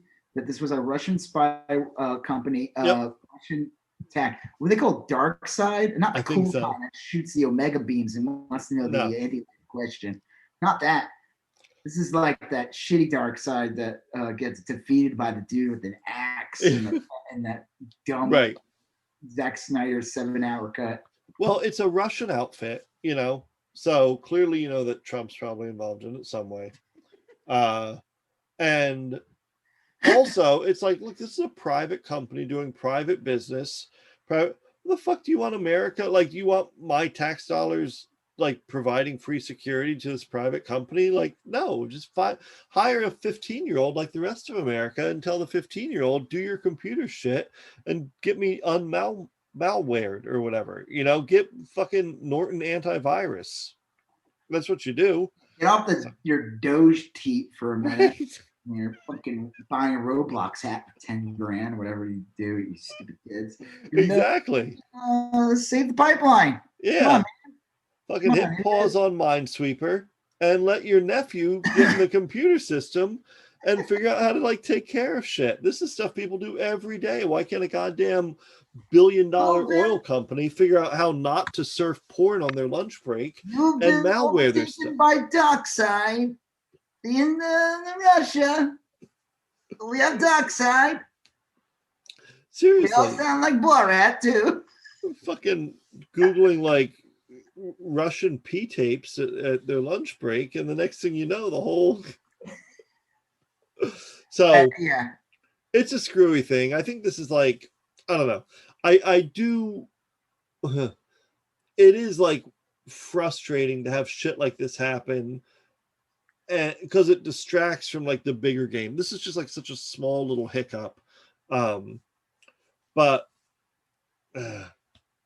yeah. I don't know. Fucking putting gas in a plastic bag though. That's what we're up against. You want to I know mean, why people vote for Trump? I'm assuming the person that fills in a plastic bag probably doesn't wear a mask. What do you I like? How you gonna fill? What do you like? Fill your tank up with that? It's probably got like some crumpled up. There was receipt in somebody there in and a shit. trunk full of shopping bags, like the plastic bags you get at like Target or Walmart. Hopefully, you get at Target. Those are a little more Oh sturdy. yeah, they're nice. Ones are like water balloons. Those things, that thing will burst and fill with gasoline. But there's a photo, you can find it, of somebody like, if I could find it, that'll probably be the picture of the artwork this week. But like, it's literally a trunk full of bags filled with gas. Yeah, fuck. And it's like, wow, this is not. One, you're gonna destroy your car. Yeah, you're never gonna be able to clean that, and it's just very dumb. Well, I remember I used to have a push mower in Florida, and I'd go up to the gas station to get a gallon of gas to like fill that red gallon. We had that in the house. Your whole car smells like petroleum for like a week. You got to unroll all your windows and put your head out like a goddamn dog. It's like So, well, anyway, so that's that. There is kind of some fun news, some good news coming up. Is that one of Biden's appointments to the Postal Service Board got cleared today, which means we're one step closer to kicking DeJoy. How was it? Yeah, Louis DeJoy, kicking him out of his perch. This has been a frustrating thing for me because like we're in May. Biden's been in office. Yeah, how is this fucking guy still there? It's just like it's just gross. It is. Guy's disgusting. He's a ghoul. Yeah. Even if he didn't do anything wrong, like even if he did terrible wrong things, he should be fired on that alone. But like, I don't even understand. Like, let's just say he was like a normal postmaster general. Why didn't Biden put like a better one in? Why, like a progressive, like, hey, I'm going to increase. He can't, right? It's the board that does it. Yeah. But I'm just saying, like, it's frustrating. I guess that's very frustrating. It's not. We're not getting the answer we want, and you you learn things, and you're like. It was like when Trump became president, we learned a lot of things like, oh yeah, like you don't have to release your taxes. You don't have to. Actually, you really don't have to separate your business from what you do. Trump proved all these things. And it was like, this was just the thing that they did. The system was built for people with good intentions. I mean, like, for at least pretend they have good intentions. Yeah. I mean, like, because once you get around the idea that like presidents can't be tried or arrested while in office, that's like it's a pretty big inviting a criminal and like, I could get away with anything. So I mean, we'll see what happens with the DeJoy thing. That's a good thing. So and I think they're trying to fill in more vacancies for judges and stuff too. Yes. So that's good. You want to make up for all the psychos that were put in under the Trump administration. All right, so we had a little bit of time left, and we have like a decent two decent topics here. We're going to talk about the current stuff going on in Israel and Palestine. Yeah, I know. You and I talked about this for a good amount of time before, wondering if we were even going to discuss it. My thought was that my sympathies lean towards Palestine just because, like, I don't know. I think they're getting the raw deal. And I tweeted this. I said a good analogy to this is this: if you're supporting what Israel's doing, if you're in the delusion thinking that the people in Palestine are on the same level as the Israeli government, that has a massive military and is backed by the biggest military in the world, which is the United States. If you think the people that are being starved out, slowly being pushed out of their land, basically in a walled off prison and everything.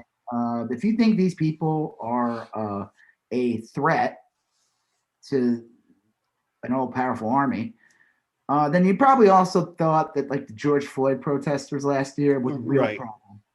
Yeah. And not the out of control militarized police that stomped on people's heads and shot them with rubber bullets and in the face with smoke bombs and caused all kinds of damage to people, and some people were killed and everything. If you think, you probably are okay with that too.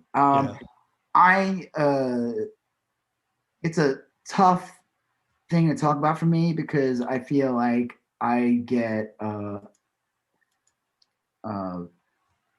lumped in. Yeah. Because of my being Jewish and also having the last name Israel. Yeah. Weird. I don't get, it's weird. I'll get like weirdos. So it'll be like religious weirdos. So like around our area, they'll say something like, oh, beautiful name. Yeah. I'm like, go away, creep me out. Get out of here. Get out of here. Creep me out. And then I get like other people that like just get very anti-Semitic or vaguely anti-Semitic. Anti-Semitic. Most Jewish people in the United States tend to be more progressive. And besides that, tend to disagree with what is happening in Israel. Politically, people that like to think that all Jewish people support Israel are usually anti-Semites. They like to think that we're not working with the U.S., that we're actually not, that we're part of a secret cabal, that we're more in line with Israel, and that we're not. Those people are anti-Semites. Those people think like they push blood libel conspiracies and all that kind of stuff. I don't consider those people allies. I don't consider any of these right-wing people that support what Israel's doing as allies. I think a lot of them have weird intentions, weird biblical shit, like shit. They want the Jews in Israel so that Jesus come and turn into a 7-headed dragon and eat everyone. Yeah. In a nutshell. It's also at the end of the day, a huge real estate scheme too. It's also that as well. Yeah.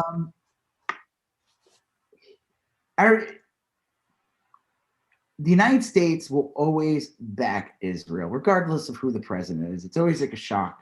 I mean, if Bernie Sanders got in the White House, I think it would have been a little different. I think he would have been more of a problem for Israel because here's the thing about Israel. It's been run by the Republican Party for years under the Likud Party. So you have generations of people living there that it's basically turning into a right-wing country. I think it's a little more progressive than here though, when it comes to like rights and stuff, but on like the way it acts with Palestine, it's incredibly right-wing. I don't think it's a good future for the country and its stability. Yeah.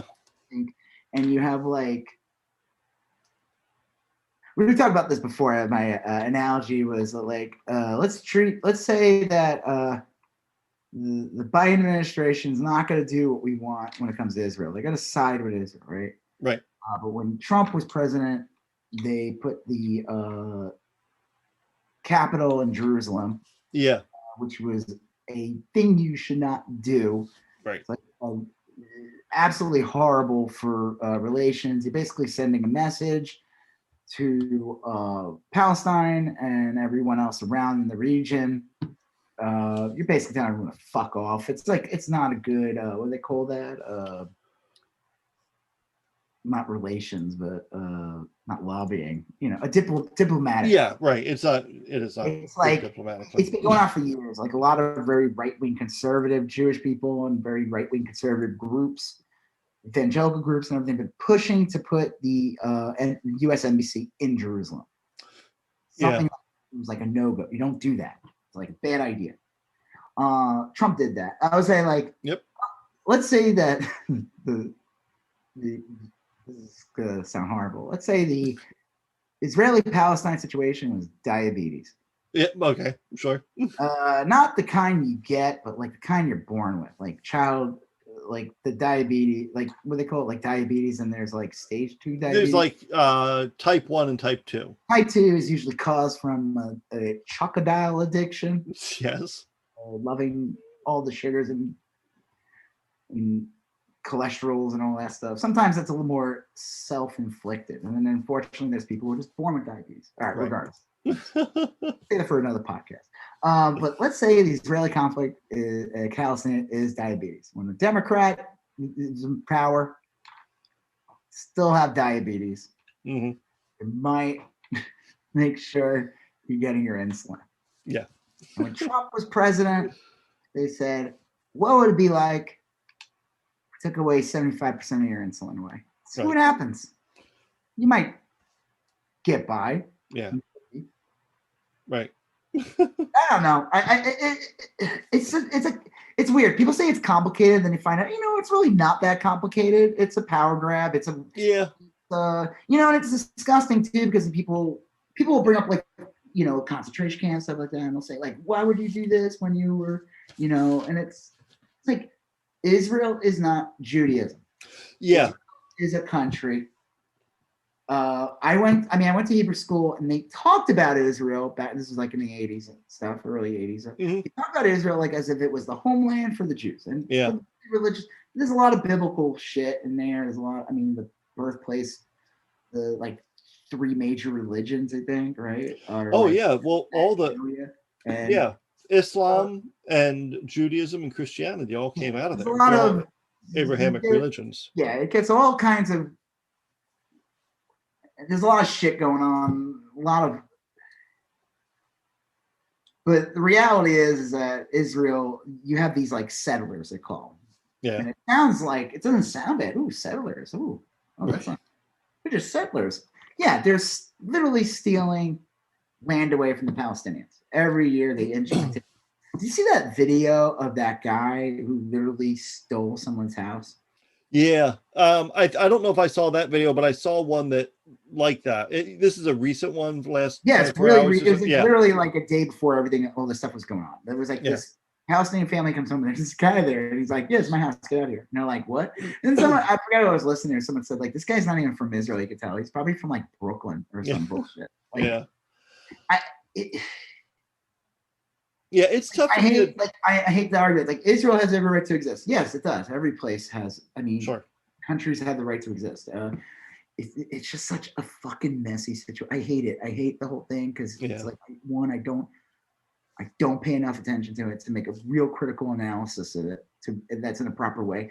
I also think, unfortunately, and this has nothing to do with Palestinian people or even Israel. It becomes a loaded anti-Semitic thing. It just does. And anyone that tells me it's not can go fuck off, because I've lived 42 years of my life and I experienced it. And I've experienced idiots say dumb shit in regard to Israel and Jewish people. That's not the problem for me, but that's the difficulty, is that if you question, it sometimes feels like if you question Israel's political or military stance, then you almost want to overcompensate by like saying, well, look, this is clearly, I'm not being anti-Semitic. They're just two different things. Who like tend to support the most now are some of the biggest fucking anti-Semites. Well, a lot of them, are like these evangelical Christians. They're like the biggest supporters of Israel politically. They want to see it. They don't think we're going to heaven. Yeah. Same with the dog. Right. So weird. We don't go either. We're non-believers. Well, it's not. But I think the religion. There's so much shit involved. It's disgusting. I think it's gross that the argument is like, Palestinians are not. This is not an even-handed argument. Right. Yeah. This isn't a both sides thing. This is a piece of Middle East. You have one side that is an aggressor that has all the military power, all the funding, and the backing of the biggest military in the country. And then you have people, like there was a picture somebody posted. It was like a kid, like with a rock in his hand and a tank, a huge ass tank. And I tweeted, that poor tank. Jeez. I was kidding. Obviously, they know I'm kidding. Right. Yeah. But it's like, this is not an even, and that's what I said. It reminds me of like all the idiots that would say like Antifa is the real threat. They put cement and milkshakes. And it's like, like real nonsense. It's like a similar kind of shit. It's a fascist state. It's just like here when the fascistic police here hammering down on the populace and on the protesters here. You're witnessing similar shit. It's probably worse over there because they're outright just shooting and killing people. It's gross. And like I said, what was it? Recently, Andrew Yang said something. Yeah. Fully in support of Israel, unquestioning whatever. And all the chuds came out in support of Yang. Ian Miles Xiang, great guy. I drew a flattering portrait of him. That's a good one. He reposted it. And he loved it. He said he never looked cooler. I'm not kidding. He did repost it. Yeah, I remember that. That was a weird one. My enemies drew. Like, wow, I didn't know it was your enemy. My nemesis. Yeah, I'd be like, wow, I didn't even know that. Thanks. Ted Cruz supported Yang. Forgot it was a couple other people. It was like real horrendous people. Well, Donald Trump Jr. I think. Yeah. It's like, and he's running for mayor of New York City. AOC ripped him apart because her district, I guess, I didn't know. I thought it was just the Bronx, but I guess it's part of the story too. And in Astoria, where I guess Yang was supposed to go because he's running for mayor, unfortunately, Astoria has a huge Muslim population. Yeah. And like it's a balance. You gotta balance things out. There's a high Jewish population in New York City. There's a lot of high populations of lots of religion. I think there was like a huge protest in support of Palestine today. Yang sucks. I know you talked about how much you love him and everything. Yeah, I love that he brought up universal basic income. Yeah. I love that like more people have thought about that now that he brought it up. I think a lot of bad failed candidates are really great in that they're one issue candidates and they bring some recognition to that one issue, and sometimes that's really useful. I thought Andrew Yang I don't think he's doing that now, though. I don't think he's really. No. Because his run for mayor really, like, UBI is not really a messaging, and he's just he sounds like a really like, I feel like he's running in the wrong primary almost. Like, it's really unfortunate. And I said, I think at the end of the day, he's just going to be a Trojan horse for like Elon Musk and Peter Thiel and any other silicone. Like, I think he'll like. I just think he's terrible. Like I used to hear things about when he was running for president, and I didn't know where this was coming from. And they were like saying that he had this weird connection with the alt-right. Yeah. And I was like, that doesn't even make any sense. I'm like, the guy's, he's Asian, right? And it's like weird. It's like, why would, but you're fucking racist. But there's images of him and everything. He had full support from Nicholas Fuentes, who's like a straight up Nazi. That's another chud who he blocked me on Twitter too. Again, I don't know why. I remember because he was crying that Trump wasn't on Twitter anymore, and I posted the Nazi from the producers. And I find every so often I find someone's blocked me. There's one Fox News reporter. Is that the weather person? No, she blocked me. Janice Dean, I think, from Fox. Only cares about COVID because of COVID. Yeah. Everyone else gets free pass. There was another one, Emerald. Her name was Emerald something. Emerald, like the chef who goes bam. No, like the gem, like an emerald. Oh, and emerald. And she blocked me because I was gonna I guess during a press briefing she did some bullshit nonsense. I was gonna get on her on Twitter, but I couldn't because she blocked me. So that's pretty funny. Oh. Well, anyway, you had brought up. So. Oh, go ahead. No, we'll see what happens. I don't think anything's going to be good, and I don't think it's good for Israel's future. I don't think it's good. I don't think it's good that having a right-wing government's not good. Sorry, it just isn't. Yeah. It's never been. You look in history, right-wing governments always fail. They always do. People don't. I think the biggest upsetting is how do they get into power is the scary part. Fortunately, Israel's a weird situation because it's like smaller and you do have to join like the military. That is part of the deal. You have to join the military if you're a citizen of Israel. Because at the end of the day, the country is the size of New Jersey. Yeah, right. You used to hear the stories about, like, when I was a kid, I would hear about the wars, like the 7-Day War, all the stuff where like countries would invade them. That has completely changed. That those days are gone. The United States is like back. Military is incredibly powerful, probably one of the most powerful in the region. Yep. It's a different story now, but I think you have, like I said, you have generations of kids growing up, and it's a right-wing government. They're being trained by right-wing people, and it's right-wing ideology being pushed. I don't know, and I don't think the people that are running are that live there are going to be sensitive to the Palestinian issues. They probably, listen, there are suicide bombings and stuff. There were bombings for years there and everything, and there's people who probably have family members that were killed, so they're going to have like a.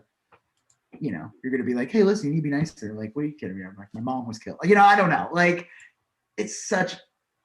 That's why I don't want to talk about it anymore. Rob Israel doesn't want to talk about Israel. Well, all right. Well, this will bring. Well, our last one will be a quick one. And we were going to talk very briefly about cryptocurrency. There's a Elon Musk today said. Musk, when he was on SNL, which I refused to watch, I didn't see it. I just saw a picture of him as Wario, and I was like, wow, it looks dumb. Way to ruin Wario. But supposedly, like, Dogecoin, like, collapsed. Like, everyone thought that Dogecoin was going to go to the moon. Right, yeah. And, yeah, it didn't. It kind of like crashed like some of his rockets. Yeah. Well, Dogecoin's always been a joke. I mean, it's kind of a fake currency. It's more like a thought experiment than anything. He did, though, Elon Musk announced today. Yeah, that Tesla's no longer accepting Bitcoin. They're not taking Bitcoin. Yeah, until they figure out how to do energy, pro green energy, Bitcoin mining. Yeah. And I'm not a super cryptocurrency guy, but I have like some money in cryptocurrency, a decent amount, decent enough to like watch. And my holdings plummeted today. Now it's weird. I was just telling my wife, like, over the last, I hadn't bought any cryptocurrency in the last week or so. And I made a ton of money over the last week. It was just like a bunch of money was appearing in this account because all my holdings were going up. Yeah. When I say a ton, I'm speaking like in real, like everyday terms for me. And then Elon 6-pack. Well, I mean, it's like, like enough so that someone would like me would be like, oh, well, that's cool. That's just yeah. No, I know. I'm fucking. Yeah. So not gonna get a vote now. Yeah. So then Elon Musk mouths off today, and like I lose all that money. Like all that money's gone. It's now. So weird. Wait, like, we should, everyone's like, we need to be able to be separate from the federal system. That money is unstable.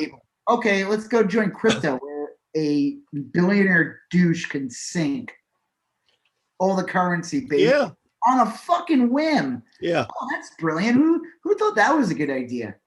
It's just crazy. I mean, it's already volatile to begin with. Like, I watch it, like, I have a little bit of money in Bitcoin, not much. Yeah. Not enough that I give a fuck if I lost it all. I'd be like, whatever. But like, I mean, I'd be annoyed, but like, I watch it and it's gone up and down. Like, it's been going up and down like 10 grand here and there for like a while. Yeah.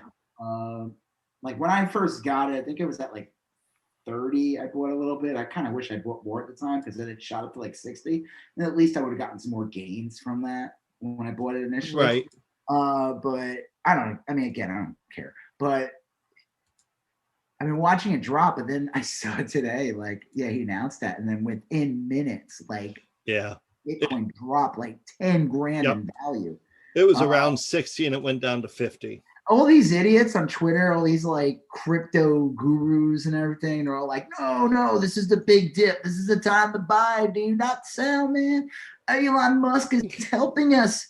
He's our savior. He knows about the dips. It's like, get the fuck out of here. He don't give a fuck about you. No. He doesn't give a single fucking shit. He went on SNL. I wondered, like, did he pay to go on? Yeah, that's a good question. Like, yeah. did everyone get a Tesla or something? I'm sure they did. I think Pete Davidson definitely did. Yeah, probably, right. He was like endorsing him. They're going to see what the big deal is. Like, fuck off. Want to be trap rapper? He would have had like fucking tattoos on his face if it wasn't for Lorne Michaels. But I mean, I still think he's kind of funny. But, oh yeah, he's funny. I like him. Yeah, he's all right. Not after that though. But it's like there was a huge COVID outbreak this spring in one of Elon's factories, right? Like a massive one. And Elon Musk is a huge COVID denier. And they let him on the show, and it's like, hey, I'm just that wacky guy on SNL. I'm the guy dressed up like Wario. I'm not the disgusting COVID denier that exposed all his employees for his own greed to a deadly pandemic. Yeah.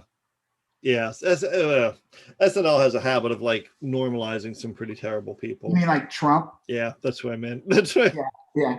Or I was going to say like, what's that guy's name from NSYNC? Oh, you know about Justin Timberlake? Yeah. Normalizing people like Justin Timberlake. Yeah. Normalizing Jimmy Fallon. Normalizing. I don't know. Okay. Yeah. So, well, regardless, he got, the crypto. I find it interesting. I find it weird that all of a sudden now they're against Bitcoin. Like, they've been like pushing NFTs for months. Yep. You've been a big, huge proponent of it, like tweeting it. Oh, it's just a funny meme. It's a funny meme. Dogecoin. Oh, it's just a funny meme. Supposedly Dogecoin's like the worst of the cryptos. Oh, yeah.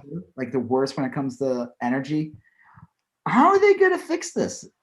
Like, is that serious? Are they really not going to accept Bitcoin anymore? I mean, like, yeah, but like, I don't think they ever did. I think I would wonder how many Teslas they sold for Bitcoin. I'll bet you it was 0. I bet you it's more than you think. I'll bet. Well, I don't know. I think it was converted. It was people who had Bitcoin converted to cash and then bought a Tesla with the cash. No, I think look, Bitcoin has gone up incredibly, and Bitcoin's never been hotter or more valuable. So the number of people trading Bitcoin right now or giving it up is very small. People joke about, there's this one guy, there's a famous thing, I saw it on Reddit. A guy paid with Bitcoin for a pizza back like 7-8 years ago, when like one Bitcoin was like $8 and he got a Domino's pizza. Yeah. Today that'd be worth $50,000. He paid like $50,000 for that. You buy a franchise. Yeah. So like no one is going to give up their Bitcoin to buy, like, not right now. Well, if no one's giving it up, then how does it retain value? You know what I mean? Like, it's just the same thing with comics. So like all the old comic books back in the day, pre-70s, are worth a ton of money because people shat on them and put it in their back pocket, rolled it up. Right. If you have any that survived or in decent condition, then you have they're worth a lot. Right. But post late 80s, 90s, people who collected them and took it seriously bagged and boarded them, held on to them, didn't roll them up in their pocket. Right. Didn't do any of that stuff. So you have like well-preserved copies of comics. Yeah, they're 30 years old, but they could easily look like they came out yesterday because you just kept them neat and nice and away from the sun. They look fine. And I mean, they have some value. Right. But I'm like, how could they hold, you know what I mean? Like, so how does Bitcoin retain a value if so like people, like you said, bought a pizza with it. They're like, whatever, it's a currency. Yeah. It was going up here and there. It was supposed to be just like a way for people to hire an assassin. Well, it goes up in value because there's a finite amount. So like someone's going to sell it. You know what I mean? Like someone's going to need it. Like, oh, I want to buy a house or I want to cash in or whatever.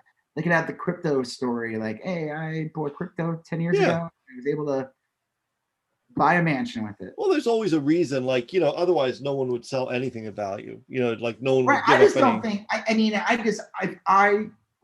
if I had something big to sell, I would never accept crypto. I wouldn't. Because I'd be like, I mean, someone could buy it from you, and it could in theory go up the next day, the crypto that they gave you, and then it's like that value of that thing you sold went up even more. But also in theory, that thing you bought, you sold them at retail value on the crypto could drop, and you could be like, I literally just gave that thing away. I would never So it is weird that you're right. I don't know. I mean, I guess you could look it up and see where any Teslas sold with Bitcoin. Yeah, my guess is that it would be. Oh, look, he announced that he'd do this a couple months ago. Now he's not doing this. He's only the window is so small. I bet you no one did it. This is just like Elon Musk being an idiot. I just think it's funny how he can crash a cryptocurrency, and like anyone that's looking at it, you cannot tell people that like, oh yeah, this is stable. Like this is a normal thing that one goofy billionaire can say so. I think it wasn't just him. Wasn't like Bezos too or something? I don't know. I just heard about Elon Musk, but it wouldn't surprise me if it were several. It's just crazy that like in the joke and the big argument again is like, don't put your money in the federal government. That's unstable. The value of the dollar. That is ironic. So why don't you put it in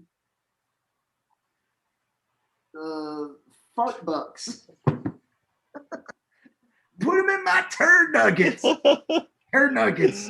Oh shit! Like what's crypto? What's Bitcoin Gold? What's the difference? There's like someone listed all the different crypto. Yeah. One was like Bitcoin Gold. Is that there's like Bitcoin Cash and there's what? There's like Bitcoin Cash. Look, there's a ton of them and I don't know them all. They're just variants. I mean, like from what I understand, you've got Bitcoin, which is like one cryptocurrency based on a blockchain, and then you have Ethereum, and then a whole bunch of like altcoins based on Ethereum. I've generally tended to buy Bitcoin because it's the longest lasting one, and it's I mean that one like solid, has at least some legitimacy to it. And then I buy Ethereum because Ethereum is used for actual things, like when you sign financial documents or whatever that's based on Ethereum. That seems solid. That seems like a thing. Picture of that digital neon cat that you 20 grand. Taco cat.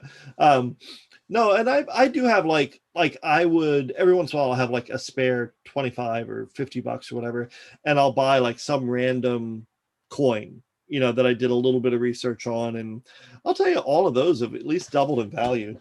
I mean, they've all done well. So well, that's good. Did those get affected?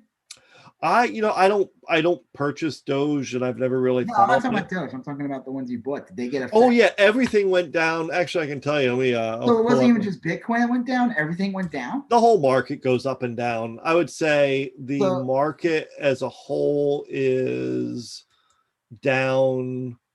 I don't know. I'm looking at my portfolio. My portfolio went down. It dropped by 15%. Listen, I have like a couple of stocks that I bought, nothing. And let me tell you, the fluctuation on the stock is so boring to watch. Yeah. Versus Bitcoin, which is just like a roller coaster ride. Right. But I could see why crypto is more attractive to younger people over for sure, like stocks and everything. I mean, I think the days of like buying Apple stock and having it go up like crazy, buying it 2 years before the iPhone comes out, and all of a sudden now you're like, you hear those stories. But that's the same thing with like crypto. Like you're late to the game. Like we'll go up. Okay, let's say I think the peak it got like was 60 something recently. Yeah. What do they think it's going to go to 100? Oh yeah, the only way you're going to make real money at this point is if it goes to 100,000. Yeah, well, you would in a couple different ways, because that would also presume that the dollar keeps its value. If Bitcoin goes up in value and the dollar starts to lose its value, then you're talking about like more significant gains than you would have otherwise. But yeah, I think you're right. I think everyone's kind of late to the game. Although I do think Bitcoin, I'll bet you not in the too distant future, it's up to about 300,000, 400,000, 500,000. I really think that. I mean, sure. I mean, we could say that. People are like, it'll never go past 1,000, and then it's like 3,000. Everyone's like blown away now. Like I said, it's at 50,000. So yeah, it's possible. But like, I just think like the stories of the get rich from it are kind of, I don't know. I think I think the only way you're going to get rich from it is if you're really lucky and you're already rich to begin with, and you're like, I could dump 100,000 on Bitcoin and it quadrupled in value, and Right. it didn't matter to me. Well, sometimes you don't have to, if you're wealthy enough, you're right. You don't need it to like skyrocket. Like if I had 100 grand and it went up just a small percentage, yeah, I'm making 3 or 4 grand. Yeah. Right. And that's like, cool. Then I can sell it and do it again and sell it and do it. So I have, we'll wrap this up in a second. Yeah. I go on TikTok and I just get all kinds of weird things on TikTok. Sometimes I get like, I don't even know what they think of, but everything shows up on it. And sometimes I'll get like people, like Bitcoin people and all this stuff. Right. Yeah. Everyone's a stock genius. And I'm like, just watching for a second. I'm just like blown away by some of this. And I'm like, it just all looks like a scam. Yeah. Well, I'll tell you that the thing that was liberating to me is when I kind of realized it's all a scam. What do you mean? It's all a scam. Stocks. What? Oh, I thought you were being serious. You're kidding. No, I'm being serious. Like, is Bitcoin a scam? Like, to an extent. I mean, it's kind of a scam, I suppose, but like no more so than any other element of our financial system. Well, the stocks don't make any sense because it's weird. Like stock market crashes that could hurt our economy, but like when the stock market's doing well, it doesn't mean that people are doing well. Right. So it doesn't make it's like this weird, like, it's like the big thing before this whole Bitcoin thing. I think one of the biggest crazy things was last year with the GameStop stock. Yeah. Yeah. And the thing I think that people always try to forget about was that the company that I guess got pissed about the whole thing, that they were trying to sink GameStop stock. Yeah, right. Which that would have hurt people that work there. Yeah. Would have hurt people who would have hurt the company, would have hurt people that work there. And it's like crazy because it's like those people's intentions were not good. They were going to try to sink GameStop for their financial gain. And everyone would have just been like, that's how businesses run. Yeah. That's just Wall Street, baby.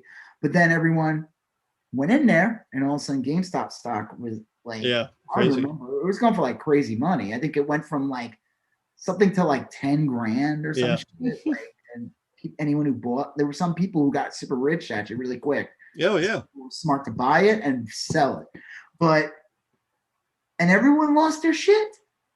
Oh, I mean, and by everyone lost their shit, I mean the company was trying to sink it. Remember, there was that Robinhood thing. Yeah. The traditional financial markets were like pissed off that a bunch of kids from Reddit gamed the system. Like. So I think a lot of these people view cryptocurrency as this too, but I think that this Elon Musk thing should be seen as a reality check that the rich run that system too. Yeah. I mean, if the system was this thing that was for the people and everything, Elon Musk should have zero effect on it. Right. In theory. But it's not. I mean, it's not. I mean, a lot of it's like But what's funny is, I think too, that a lot of people who claim the same, this whole independent thing and everything like that, these same people suck up to him. Yeah. They don't see him as, it's like amazing. I said like marketing or whatever, maybe people thinking that he's going to save the world or whatever someone told them that. They think that, but they think like Bill Gates is evil. Yeah. When in theory, you could probably say, and I'm not kissing Bill Gates' ass, you could probably go, you know what? He's probably done more positive things for humanity. Oh, easily, yeah. Than Elon Musk ever did. Yeah. But the marketing behind him, he's like, ew, looks like a door. Nerd alert. All right. Well, we're going along on this. So on that, I think man, Doge to the moon, right? Doge, fart nuggets. There you go. Your crispy balls coin. What other coins you got? I'll tell you my portfolio. I got Bitcoin, I got some Ethereum, and Cardano are my top 3. You're supposed to make up some now.